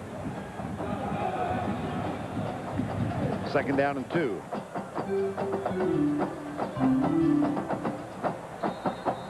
Now we alluded to the fact that this thing turned on a 21-point explosion with 4 minutes and 20 seconds. Late in the 2nd quarter, and then there was a field goal tacked on, and that one is incomplete. That put the Gators up 24-0 at the half. Tennessee came back, scored on its first 2 possessions of the 2nd half to make it 24-13, but then another Florida touchdown, Grossman to Jacobs, and we're sitting at 30-13. You know, last year when Tennessee went down to Gainesville and won, and when we were there, I mean, it was a tremendous football game. That was very impressive what Tennessee did.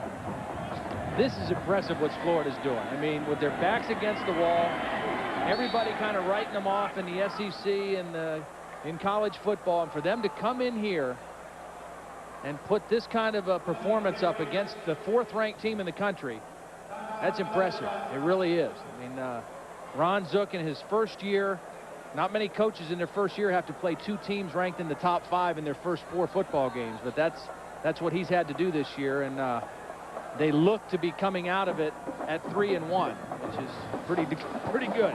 And there are few tasks more formidable than following a coaching legend. Very tough to do. And Ron Zook goes in to a program where he once served for Steve Spurrier as a defensive coordinator, then special teams coach as he was demoted, then back to defensive coordinator for a short time before he decided to go to the NFL. And he has been the subject of really intense criticism in Florida the last 2 weeks. Yeah, he has. I mean, really intense. Well, the expectations are pretty high. I was talking to him before the game.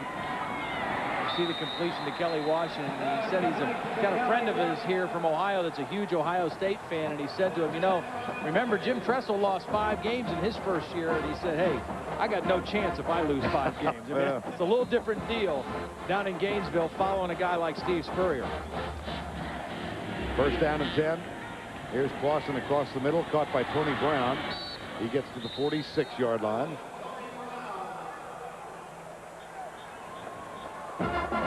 Well, few first-year coaches have defeated Phil Fulmer in their first try.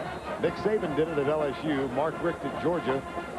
Jackie Sherrill a few years back at Mississippi State. Ron Zook is about to make that a foursome. You know who I feel really sorry for? That one, Clint Mitchell, tips right into the hands of the receiver. Greg Schiano, because Rutgers comes in here to play Tennessee next week. Ouch. It won't be pretty. Now, Rex Grossman, you know, you look back at this, he was 4 for 13. His 4 of it, his first 13. His body language was very similar to what we saw in Miami and Ohio. And then all of a sudden, 2 plays I remember, he had a 19-yard run for a first down. Got up, you know, signaling and excited and getting the crowd in. And that was followed by a 21-yard pass to Ernest Graham. And all of a sudden, things began to seem to turn around for Rex Grossman. Here's Casey Clausen running again. And down at the 34-yard line. I think I'm really happy for Rex. I mean, I was happy that he came back and stayed in Florida, and I'm sure there's been some nights he's probably sat up here in the first month of the season and said, man, what did I do? You know, did I make the bad decision or not? And for him to come in here and get it going and beat Tennessee on the road, well, I'll tell you, those are memories he'll never forget. Here's Clausen looking deep. Has to go to his right. And lets it go as he is forced out of bounds. Now let's take a quick look at our Fidelity Investment scoring recap. This one started early with Ernest Graham leaning for a touchdown. Then Carlos Ferrer has caught a 28-yard TD pass. Taylor Jacobs, the first of his 2. That made it 21-0. Matt Leach with a field goal after a fumble recovery by Clint Mitchell. Made it 24-0. Then Tinsley for 15 yards for Tennessee there on the boards. They get another, miss the extra point, and the final touchdown was this Taylor Jacobs catch to make it 30-13. That's where we stand with 1:42 to go. I still get back to the Florida's ability to defend Tennessee's run today is outstanding. 73 yards rushing. There's Mike Matteo putting Casey Clausen on his back, and the pass falls incomplete. 98 seconds to go here. Let's go back once again to Tim Brando in New York. History, folks, in tradition, Vern. Michigan State's Jeff Smoker did it to Herb Haygood in the closing seconds in 2000. This time it's Charles Rogers. 21 yards. He did get the foot in. 17-14 Spartans. Notre Dame with the ball inside their own 30 with a minute and a half remaining. Back to you, Vern. Are we sure he got his foot in? Wow. Are we sure? Here's Clausen. And the catch is made by Jomo Fagan, a redshirt freshman, number 84. Well, guess where we're headed, boys? Where are the boys? Kentucky at Florida next Saturday, 3:30 Eastern time. We do know our way down there. I'll tell you what, I'm looking forward to the game for this reason. Again, we talk about quarterbacks this year. That kid at Kentucky, Jared Lorenzen, close to 300 pounds, moves his feet. He's an athletic kid. He's playing great football again this year as the starting quarterback. Kentucky undefeated. Kentucky comes in 4-0. The Gators will be 3-1 and will be at Ben Hill Griffin Stadium next Saturday afternoon. Well, and a record remains intact. Tennessee has not defeated Florida in back-to-back years since 1970 and 71. Phil Fulmer was an offensive guard on that team. I think he is shaken by what he's seen today. Well, you know, it's tough to win against anybody, but particularly a good football team when you make the kind of mistakes Tennessee made. 3 fumbles, 11 penalties, close to 20 missed tackles, you know, just too many breakdowns. And again, they're coming off the bye week. Yeah, they hadn't been tested or played good teams those first 2 weeks, but they had that extra week of practice, and I'm sure Philip Fulmer is really surprised that they had those kind of breakdowns from an execution standpoint in a game like this. At the 13-yard line, 2nd down and 10. Here's Clausen. And he's going to be taken down by the Gators' Marcus Akendo Johnson. Now, Georgia 1-0 in conference play, undefeated overall. Big win over Northwestern State today. Florida wins this key SEC East encounter. 3-1 for the season. Tennessee drops its first. And South Carolina, Vanderbilt, Kentucky yet to play a conference game. They'll do that next Saturday. The only thing that I would say negative for Florida in this, and I don't think any of them are serious, but we've seen, you know, Rex Grossman bang up his knee a little bit. Ernest Graham with a little bit something. Rand Carthen was in and out of the locker room. Clint Mitchell was on the sideline getting his knee looked at here a little bit ago. So there'll be some aches and pains they'll have to work through before Kentucky next week. But what a performance by Florida. It's impressive. It really is. They had everything going against them coming into this game. You know, sometimes to go on the road and play, John Thompson, he's got to be thrilled. Sometimes when you go on the road and play, it's a good thing when there's a lot of criticism flying around, because you get away from the newspapers, you get away from the radio, you get away from kids in class asking you, you know, what's the matter? You get on the plane, you go, it's a business trip, you just circle the wagons and go up and take care of business, and that's what the Florida Gators did today. 33 seconds to go. 3rd and 10, Tennessee at the 13-yard line.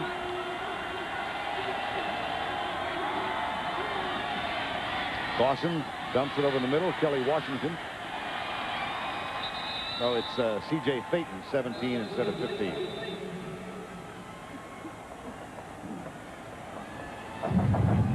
And timeout taken by the Volunteers.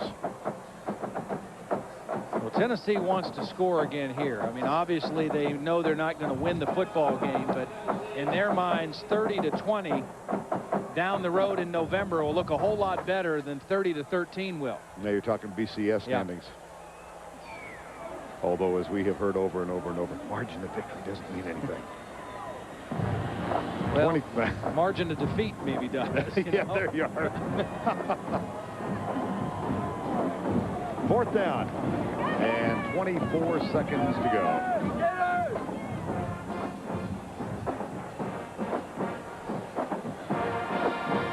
(30-13) Gators.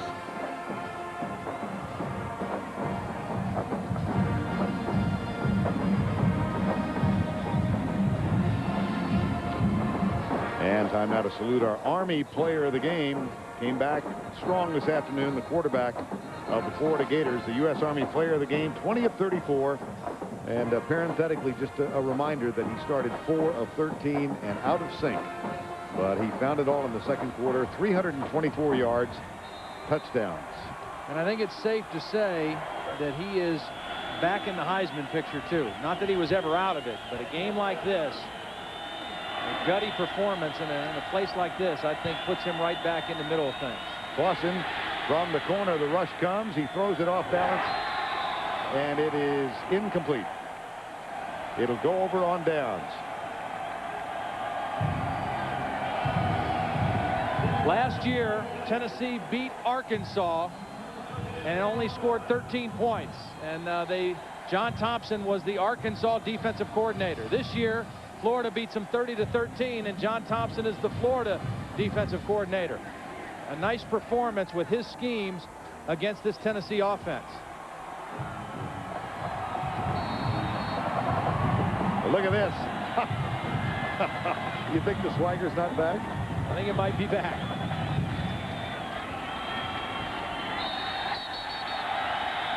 Florida Gators come into Neyland Stadium, and they put one on Tennessee. 21 points in a 4-minute and 20-second time span in the second quarter. Grossman led the way. Philip Fulmer said to Jill Arrington at the half, it's the worst exhibition of football he's seen his team play in a quarter in years.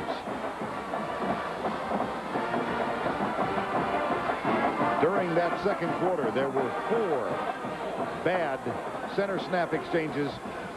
Scott Wills, Casey Clausen. And let's go down to Jill Arrington with Ron Zook. Coach Zook, congratulations. 3 games into this season, and people were already doubting Florida. What does this win mean to you and the program? Well, I think it says a lot about our players and about our program. And, you know, we kept saying, hey, we're getting better, and we're not there yet, but we are. We're getting better. And, you know, I can't say enough for our players. They've done everything since we've been there. They've tried to do everything we've asked them to do, and they just keep in there now, you know, and it's still early in the year. We got a lot of football to play, and I'm proud of our players. They play just like we wanted them to.